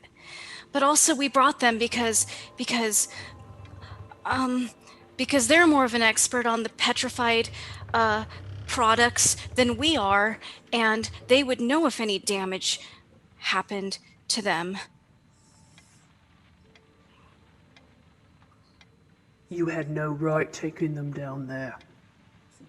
You clearly can't even follow your own ridiculous contract to complete the first task, and you brought them down there to risk their lives. You took 4 Wakers down. Let's just stop there. You took 4 Wakers down into the vaults. Would you like to tell me who you intended to wake? I'm no fool. Your previous claim is nothing more than a ruse to hide your true intentions. So tell me who it was that you intended to wake. It really was Cassius. We did intend that, and we... Finn. Cassius! We can... I grow tired of these childish antics. Now tell me, who did you really intend to wake? I will not ask again.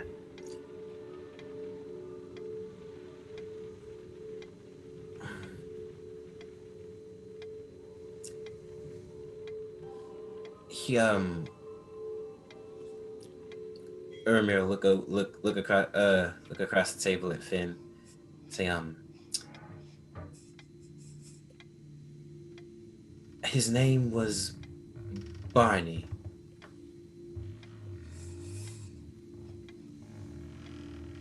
Barney. Yes.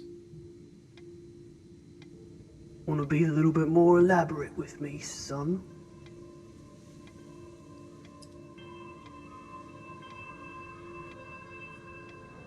Barney Wapple? That was it, Barney Wapple. Right. Legendary musician, right? Yes. Barney Wapple.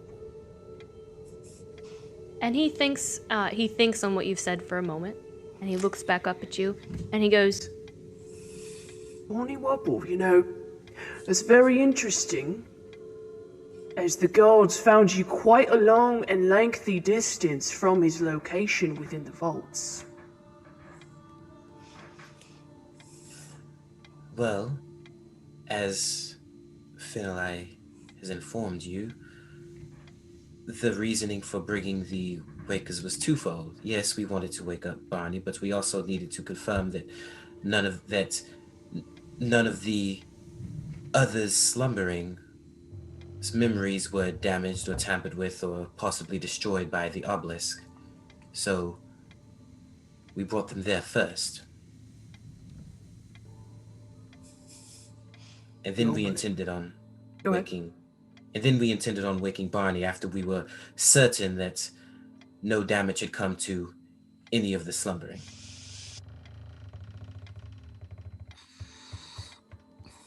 and this obelix. Such a convenient effect it has on the situation, don't you think? Convenient? Losing your memories. I can assure you there's nothing convenient about what that creature does to a person.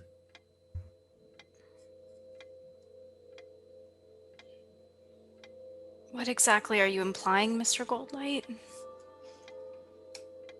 It's what you've been telling me here about this Oblex, how it consumes memories. Well, just... I don't believe you clearly have any intention of being truthful with me. Honestly. If I'm gonna be clear about that, I don't believe you do. Again, the facts are simple. I could have all of you arrested for all that you've done. Assaulting my men as well as the guards of the great city. Doing things, abuse of power, that you do not have. I've heard a variety of stories from everyone that I've spoken to, and the truth is apparently elusive. How convenient and inconvenient for you all. And yet, as you are clearly all incapable of truth and honor. So I'm going to give you two choices. One, I will have the entire city put on lockdown until we find every last one of you. But have all of you escorted out of my estate right now. You'll be dressed in irons, far too heavy for you to carry. No water, no rest. You will walk the entire distance in these chains until you reach your destination, your resting place within the vaults of slumbering, with your name carved in stone next to your tiefling friend. And there you will join him and waste away for all eternity in an embers slumbering nightmare. Or two, you accept and do a task for me without question, without fail, straight and narrow, with no diversions, no conveniences, and with its success, I will release the devil back to you all.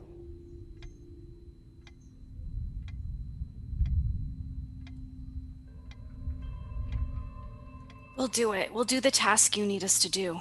What is it? We will do it, Urimir. I want to know what it is. It doesn't matter. I believe it's fair that we know. I think it's fair, but it doesn't matter. It does. We are going to do it. You'll either do it or you don't. What is your choice? Choice one or choice two? Without questions, without fail, straight and narrow. You know, Cassius, or Caravis, sorry. We've told you what happened. And you accuse us of lying. I think we could have come in here and said any number of things and you wouldn't have believed us. You've already double-crossed me. It's a little hard to put trust in someone who's already done that. Well, only a fool puts their faith in double crosses. Now, Caravis, I'm going to be completely honest. We messed up, and we acknowledge that. And we made some decisions that we absolutely shouldn't have. But we need to get our friend back. And so, whatever you need us to do, we'll do it. Right, Urimir? We did mess up.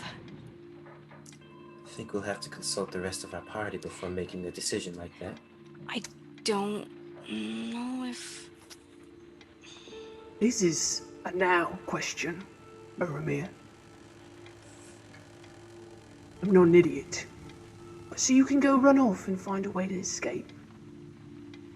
I personally think that's a little cowardly, considering you're leaving your friend behind. Then you don't know us very well. Well, then you're going to do a task for me, aren't you?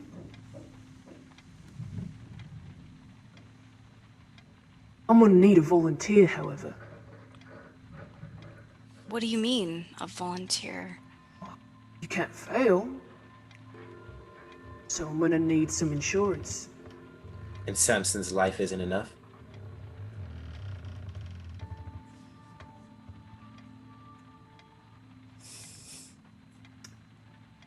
I'll let you speak a little more on that if you'd like.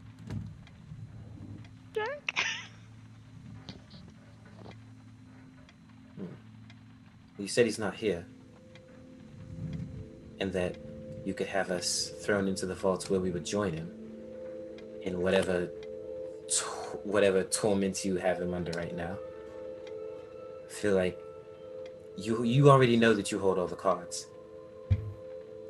You have our friend,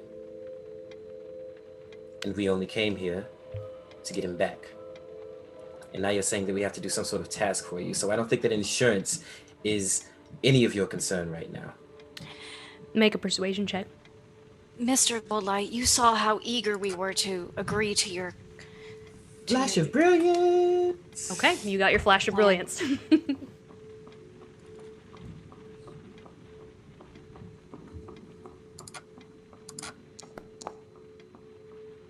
22, 26. He nods and he is listening. You're right. I've already got all the cards I need. So, do we have an agreement then? Still haven't told us what it is you need done. I'm gonna need you to agree before. That's not how the game is played. The task is without question.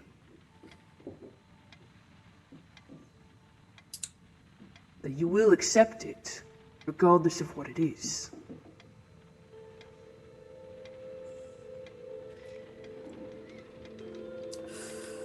Fine. Yes. And with that, we will go back to the other group right now before we find out what that task is. Woo! This man over here.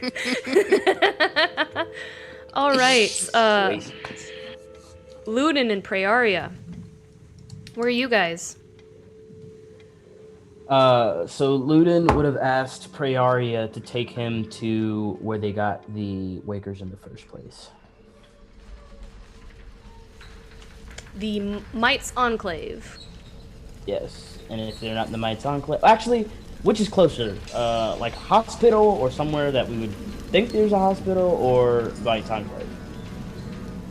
Or do we know what a hospital is like? If we Honestly, a hospital is kind of like a temple. Okay, well, it's kind of like it works both ways. Like, if people are sick, most people are going to go to like a temple or a holy place for healing, right? Sure thing. This is right. That's where all the magic is for that stuff, right? Yeah. Right? Medieval rules. Oh, here we go. All right. So you guys make your way back or to Mites Enclave. And you enter and you see everything I had described in a previous episode, where the weapons have been reused and repurposed as parts of the walls and the furniture, everywhere, with a flowing river of lava just kind of running through it. Ludin's gonna look over at Praeria and just be like, do you see them in here? Does she? No. Hmm. You don't She see shakes them. her head. You see other like attendants and stuff. You do see Elder. I believe it was Elder Crag was his name. William Yes. Crag. Hmm.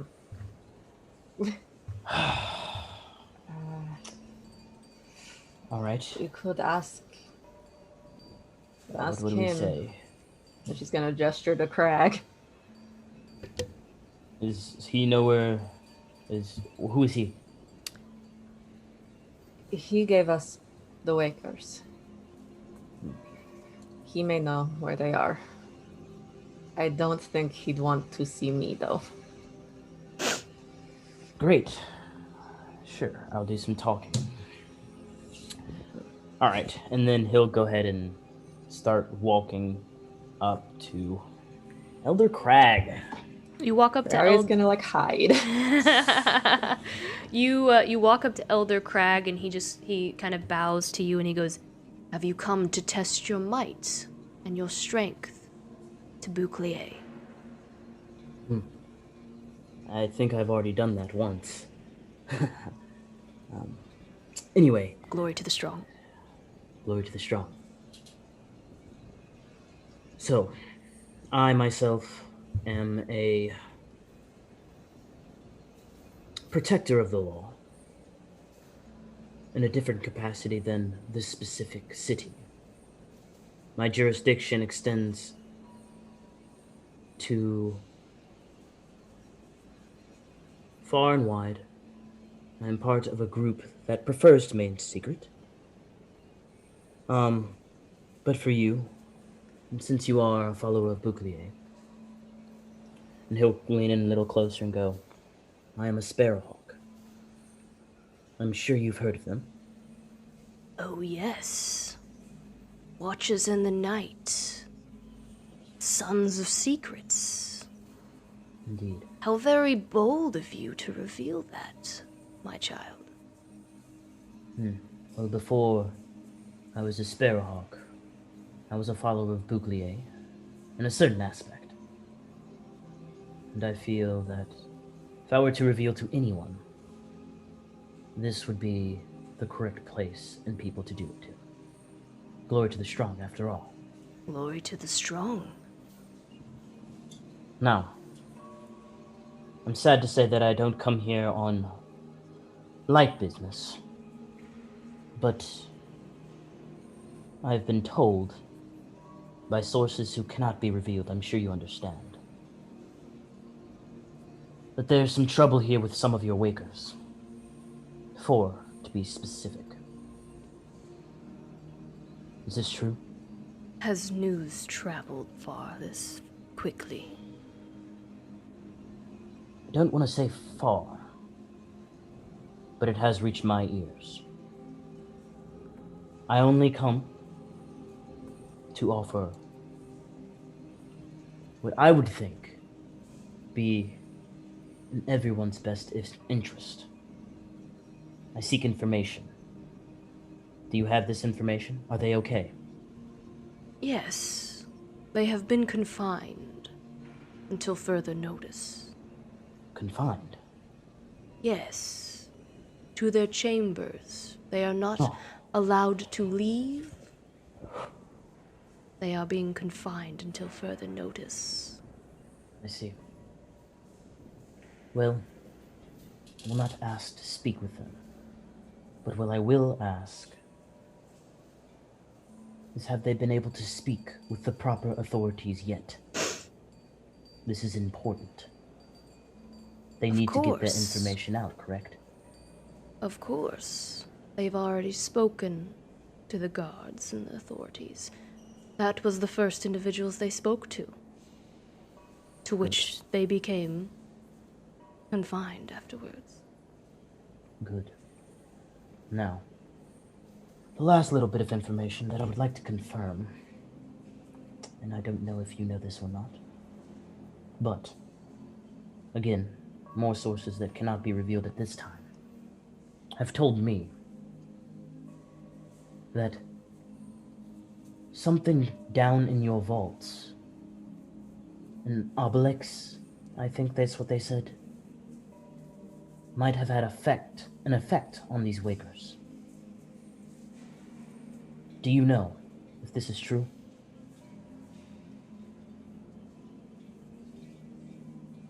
I do not know. Well, I guess I would say... That is a hard thing to be aware of. This is fair, Father Craig.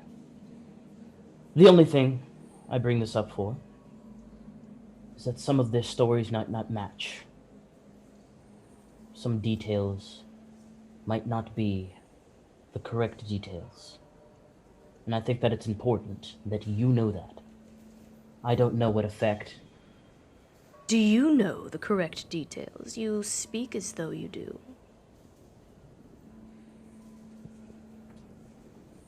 I know what I've heard. I have not made for certain any of the information that I've heard, but I've been told things. Again, if I were to reveal my sources, it might put them in danger. And you can understand why I might not want to put anyone in danger that is feeding me information.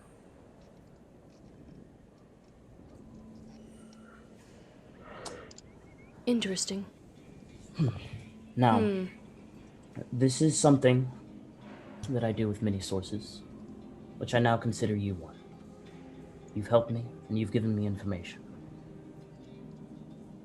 And the Sparrowhawks appreciate information, but we also appreciate silence. And Ludin will look around, like as if to look and see if anyone is watching. And he will, is there like a collection plate or anything that's around? Yes, it would be, it wouldn't be a conventional collection plate, essentially. A collection plate here would be a weapons rack, where you would leave old weaponry to become a part of the temple. Ludin will take one of the short sword that he got from the vault the first time. After they went in, he'll place it on the rack, as well as right below it, a little sack filled with 15 gold coins. And he will walk back over to Father Crag, and he will say, I understand that weapons are what Bouclier most wants, but in my experience, gold can also be very valuable to any and everyone. I appreciate your candor, Father Crag.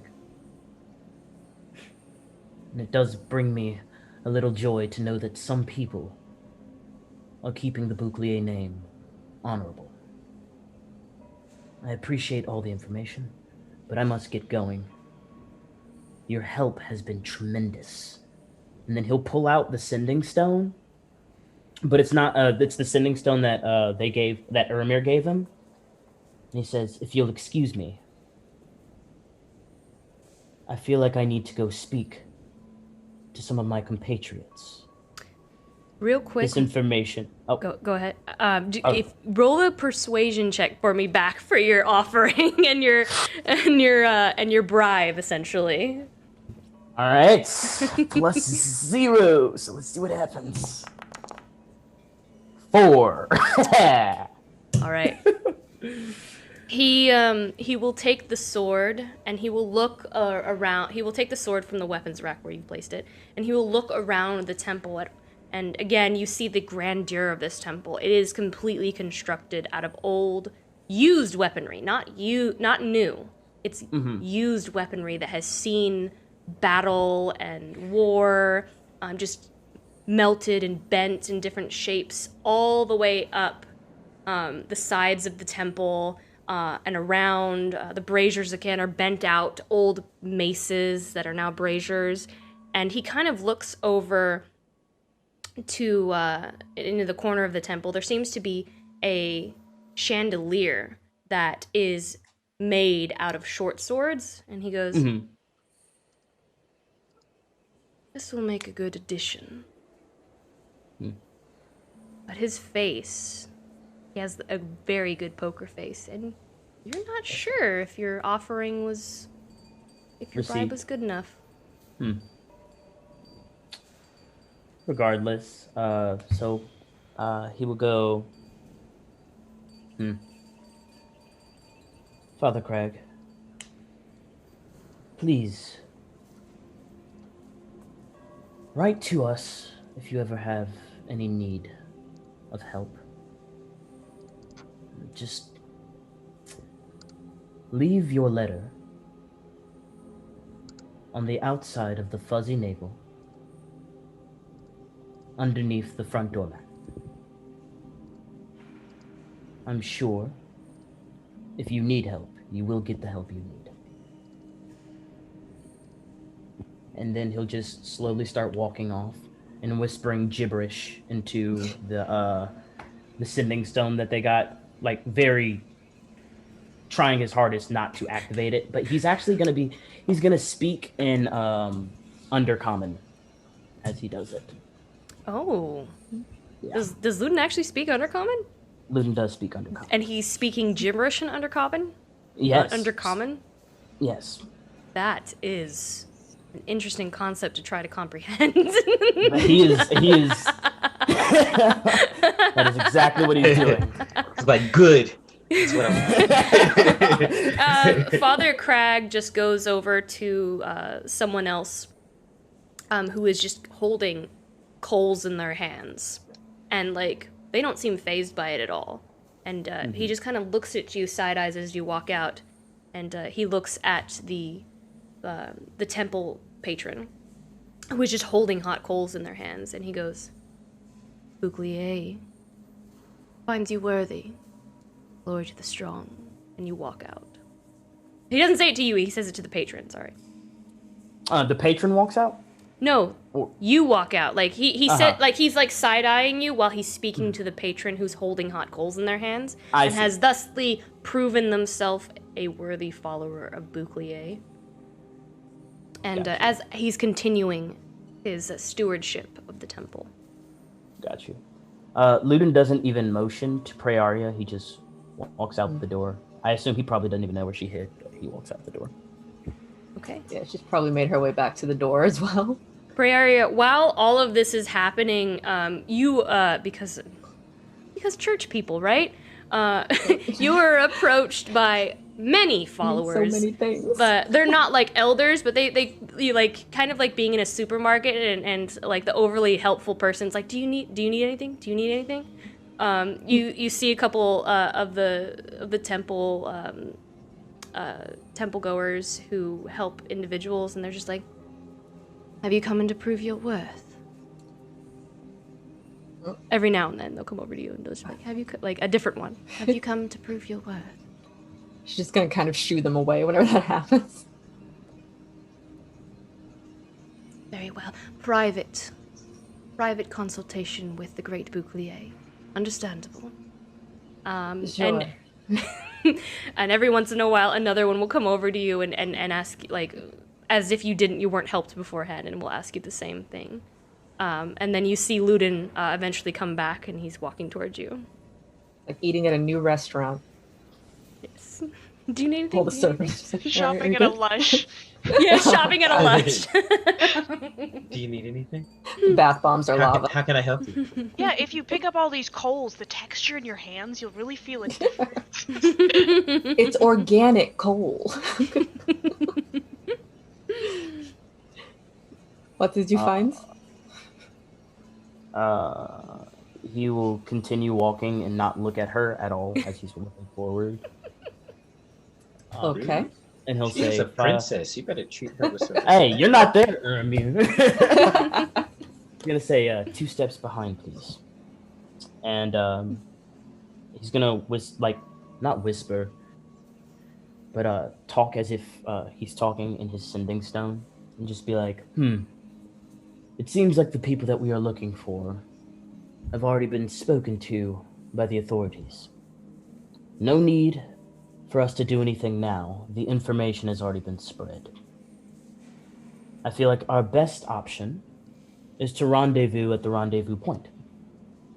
Over and out. And then he will put the thing back in his pocket and go ahead and start heading back towards the safe house.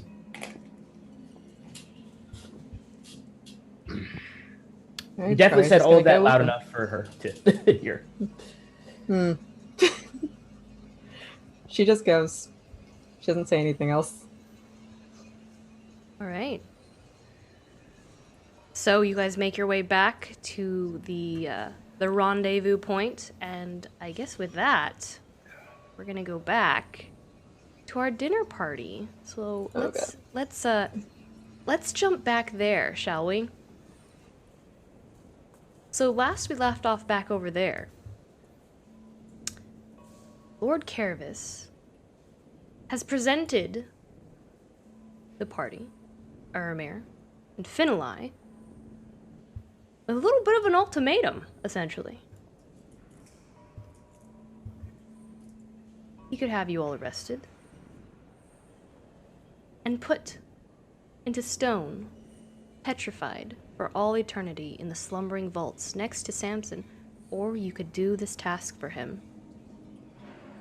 As laws were broke, and justice needs to be served.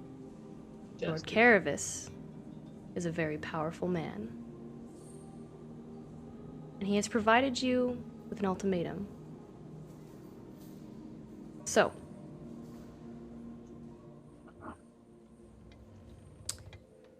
Lord Caravis nods as you both agree, without knowing what the task is. He sits up in his chair and takes a very long pull from his intricate Aelstein.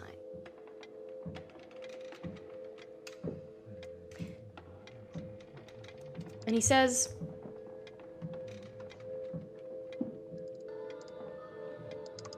The time has come to replace the name that is Vigor from the halls of legacy. The mantle and the Vigor responsibilities cannot sit idle forever. There is only one solution. The houses of legacy must vote, not unanimously, must vote to strip Vigor from his titles and privileges so that another may carry out those responsibilities. 3 of the 6 Dwarven lords refused to vote in favor of removing and replacing his name. Alehammer, the Lord of Bounty, Burnsilver, the Lord of Trade and the Overseer of the Barter's Ward, and Steelbone, Masters of Antiquities and Artifacts, Overseer of the Hall of Brilliance. Your task is to convince one of them to change their minds and tip the scale in the favor to remove Vigor from the halls of legacy. My name will not be tied to you in any way in this endeavor. That is key. Is that understood? It's understood. So, seems a little underhanded, don't you think? Finn's just gonna give like Urimir a look like, really? I don't believe I asked for your commentary or your opinion. I believe I asked you to do a task without question.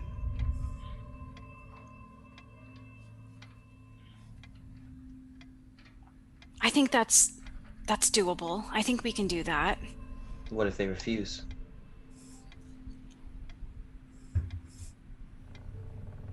There are 3 of them. Surely you're skilled enough to not fail.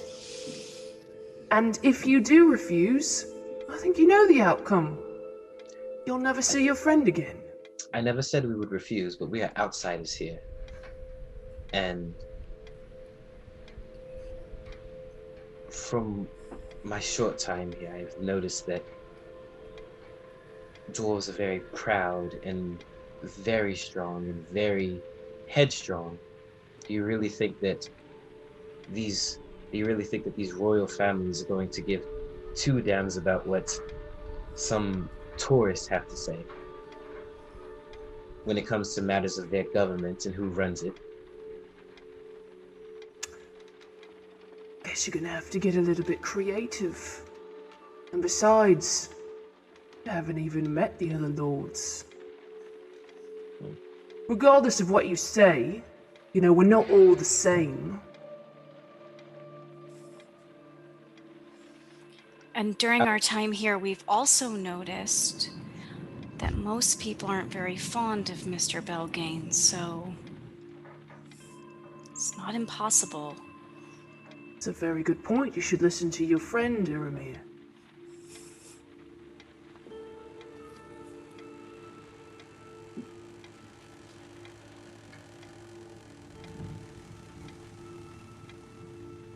After all, I've not seen, but I've heard of how resourceful you can be. You were very resourceful with me and what I gave your party, I'm sure you would come up with something very, very smart and clever. I have faith. We just have to make him look as badly as he makes himself look, right? And he kind of gives Bright or Goldlight a small smile. Are you saying that in like in regards to Belgain, like make him look? Yeah, make him look as bad as he seems to make himself look to everybody else. Basically, it shouldn't be a very difficult task, considering. Caravis does not smile. His face is stone, stone poker face, and he kind of as you make that comment, dessert is then served, and you are brought this kind of small cake in the shape of the Digbrand Mountain. Has he eaten anything? No, he's not eating anything. Interesting. He accepted this part right here. You see the cake is brought to you, and there's a very strong smell of alcohol. There is alcohol soaked into this cake. And you can see it kind of pooling around the edges. And then it's served with a glass of what seems to be straight whiskey, and he does take that and he downs it in one fell swoop. I'll follow and do the same. Make a constant. No, I'm just kidding. Oh God.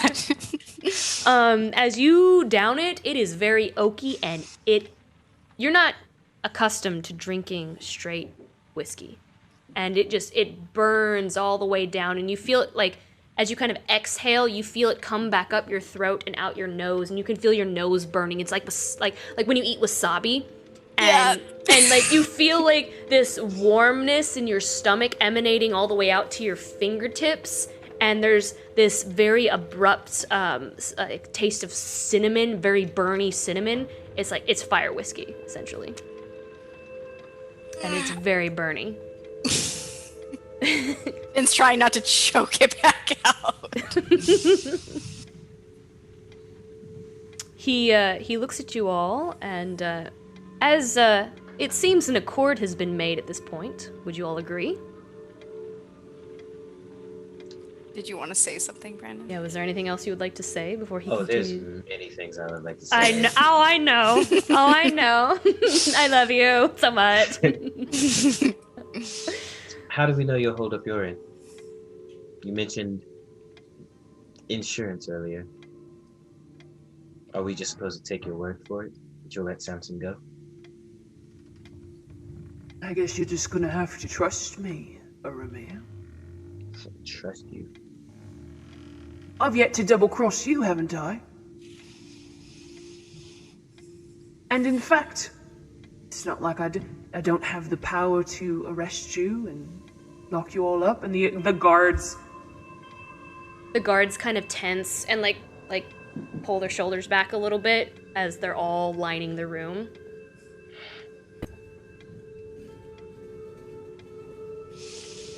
So you do have a point there.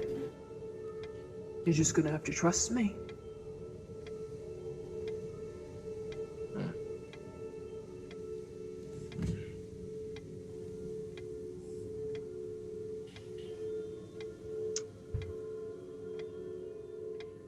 It doesn't seem like you've given us much of a choice.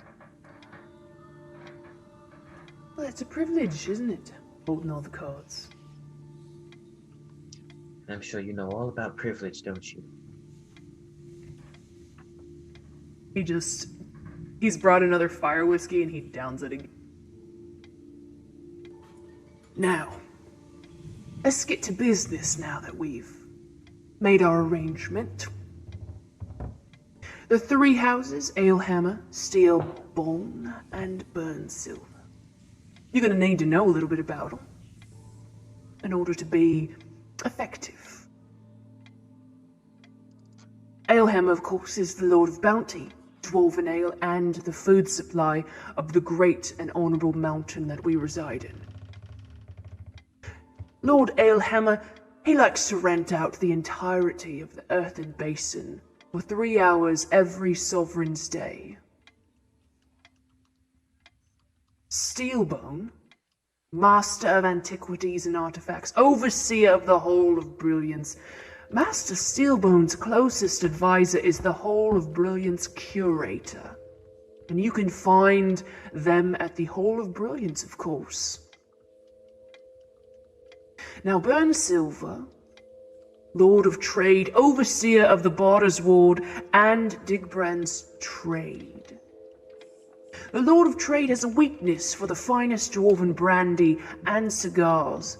They frequent a particular shop in the city that specializes in dwarven brandy, but what most people do not know is that there's a private balcony where the dwarven lord likes to enjoy these indulgences. You may find them there, but there's no telling when he will be there. Great many children Lord Burnsilver has. Such a blessing.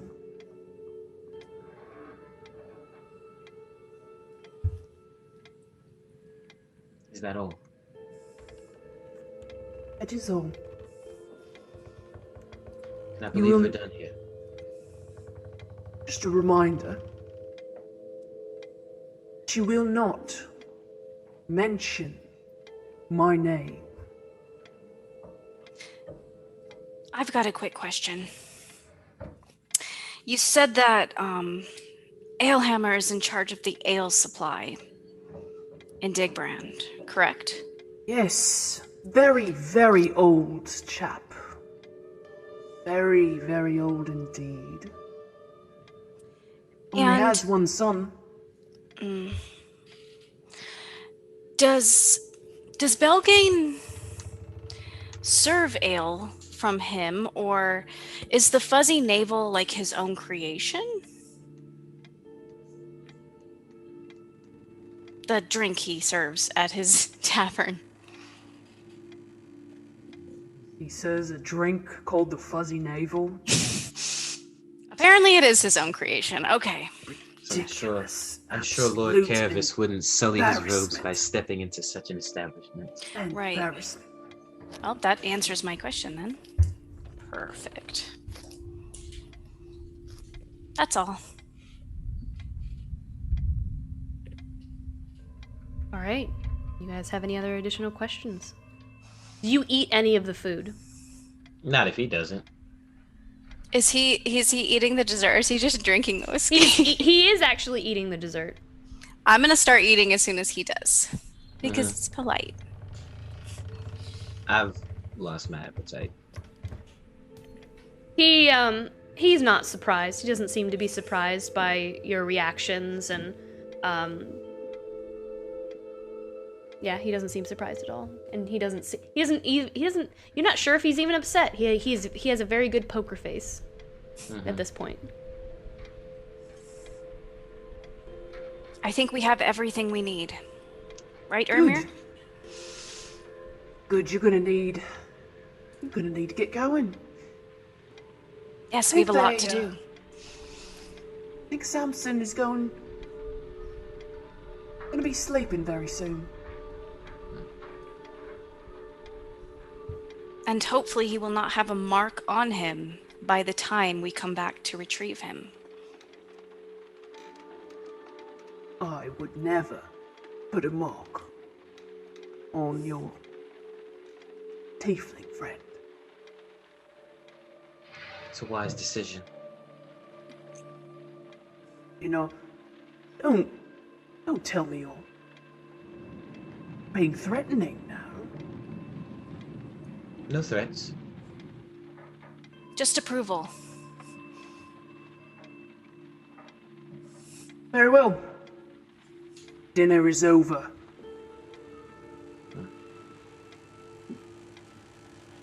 Escort them out. And 3 of the guards in the room will leave their post along the walls, will stand next to your chairs, and will wait for you to get up to escort you out of the building. Yeah, we go. Yep. I take my plate with me too, and I dump all of the dessert off of it as I leave. He stands with his arms behind his back and just piercing glare watches you leave. Hennick is quiet and walks with the guards and you all, escorting you out past the gates. You recover your belongings. You recover Umber. And you make your way back. Oh, I immediately check my bag, make sure everything's still there. Everything is there. Lauren? Yes. When Luden had left, I was gonna ask, could he be like in the mining district, like on the way up, like just stay outside of the actual place and wait on the other two to come back? Yeah, you guys could both have been waiting, like Sure. anticipating. Yeah, just waiting on them to come back before going up. Yeah. Before we I'll head be back on to the boat. before we head back to the mining district, I would like to stop by the Fuzzy Navel and grab the Vardo, if I can, if we could. Okay. I don't think we're gonna rush it. Esperise, is there anything that you are doing during this during all of this? Not really. I mean, I'm hanging out with Snog on the gangplank. I'd like to, over several hours of sitting, try to just see if I can get him to lie on his back so I can rub his tummy and sing some Sylvan lullabies that are generally centered around when I die, a flower will grow out of my grave and I'll be beautiful to look at. Like her mother used to sing to her. She'll just be sitting there singing like a haunted child on the gangplank whenever people perturb her. And here I thought Esperise didn't like Snog. He's kind of dirty. She does prestidigitate Snog before she touches him. Oh, character growth. All right. So as you guys exit the tunnel that lead down to the Legacy Estates, you run into Luden, and we'll say pray Arya. Luden would just go up to each of them and go, how did the dinner go? Well, You might have to kill him. No, it didn't go really bad, like Urimir was anticipating. It didn't go well. It did One go second. well. We have... 1 second. And he's gonna could you guys just take off your magical items real quick? I just want to make sure that we are the only ones listening and that nothing was put on you or that they can't find us back at this place, especially if we're going to have to leave at some point very quickly. I don't know, but I would like to cast Detect Magic on Cast you it. guys. It's a good idea. Homeboy did bump into me, actually. So yeah, I'll put my bag of holding down and set Umber down next to it.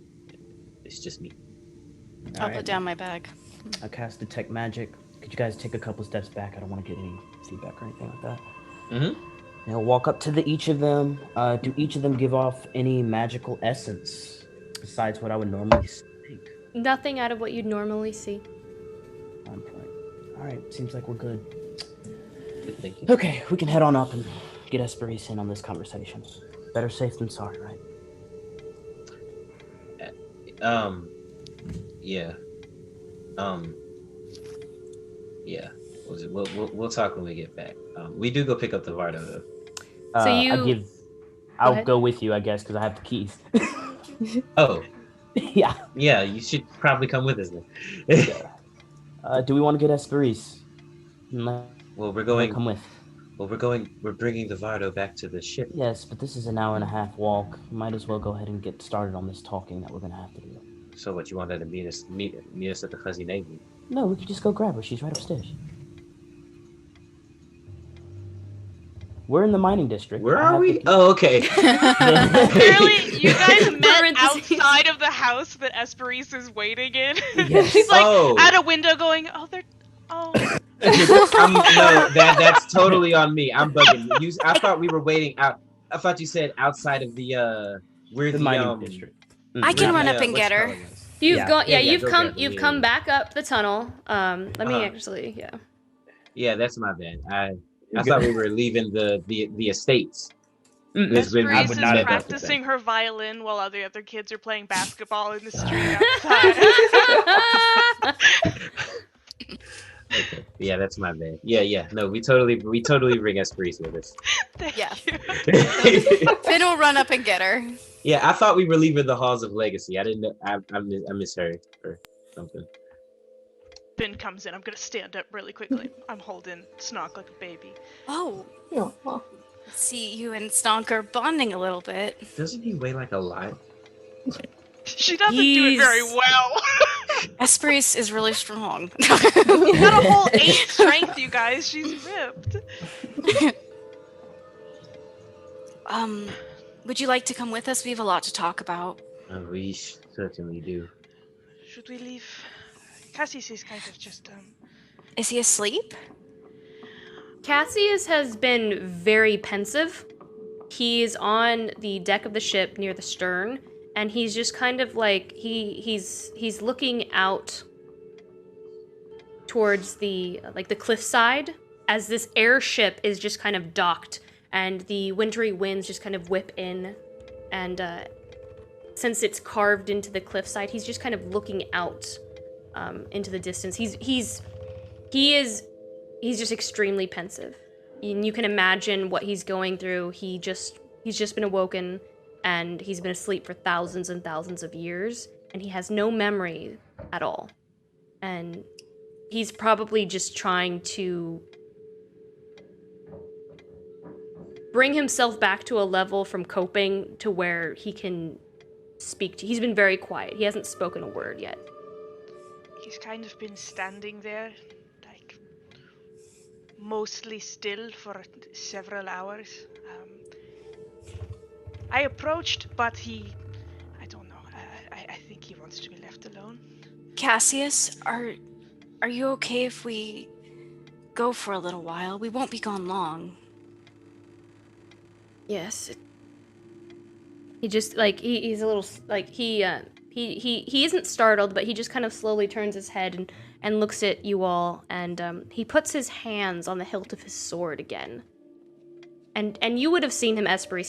He would do that every now and then, as he just kind of, like, almost like a nervous tick, maybe, where, like, his chest would just increase, and just his breathing would increase, and then he would put his hand on the sword, and it would calm him back down a little bit. But it would be a very silent, rhythmic consistency that he would do over and over and over again. And he'll look at you, Finnalai, and yes, I'll be all right. I'm sorry for being so quiet. I'm trying to see the way forward, and it's very difficult. Well, I hope you find it. That's understandable. We'll be back soon. So, just stay here, and we'll be back. Where would I go?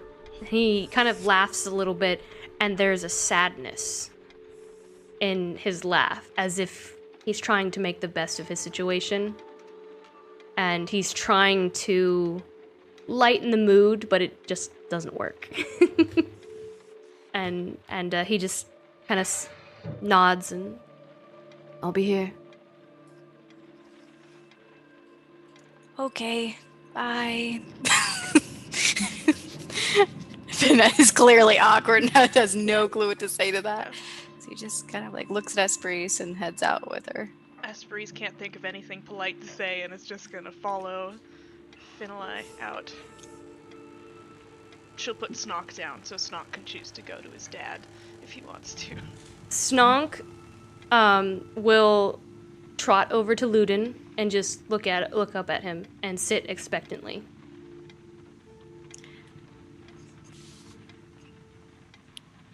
Ludin will walk over to Finn, cast Good Berry, give Finn all of the good berries. Without a word. And then he'll go ahead and be like, we've got to go. Okay. He's gonna put them all in his pocket, pick up Snog, and put him in the, like, harness thing. The baby harness? Yes, The ergo baby that you have, yes. The ergo. I might as well use it before he gets too fat. Yeah, I'll put him in there. And then Snonk, of course, is now in his ergo baby. It's getting very heavy. He's not gonna be a baby. I'm really pig. strong. So He's not gonna it's be a baby pig much longer. And then he's just, of course, hooves out, nose up, because pigs don't really have necks, and like he's just kind of like. And as they walk, he'll frequently like feed Snonk. And like Snonk just keeps his mouth open. He just keeps it like before you even give him the first berry. His mouth is just open and waiting, like. And like his little curly tail just kind of like wiggles as he does so, and Mountain just kind of pokes their head out and just kind of like watches, and like will grind his hands together, and like a little powder will just kind of drip down, and he'll just kind of like he'll pretend to put things in his mouth too. Guy. But he doesn't have a mouth unless he like unhinges his jaw. But he just kind of like mimics what Snonk and you are doing for a moment.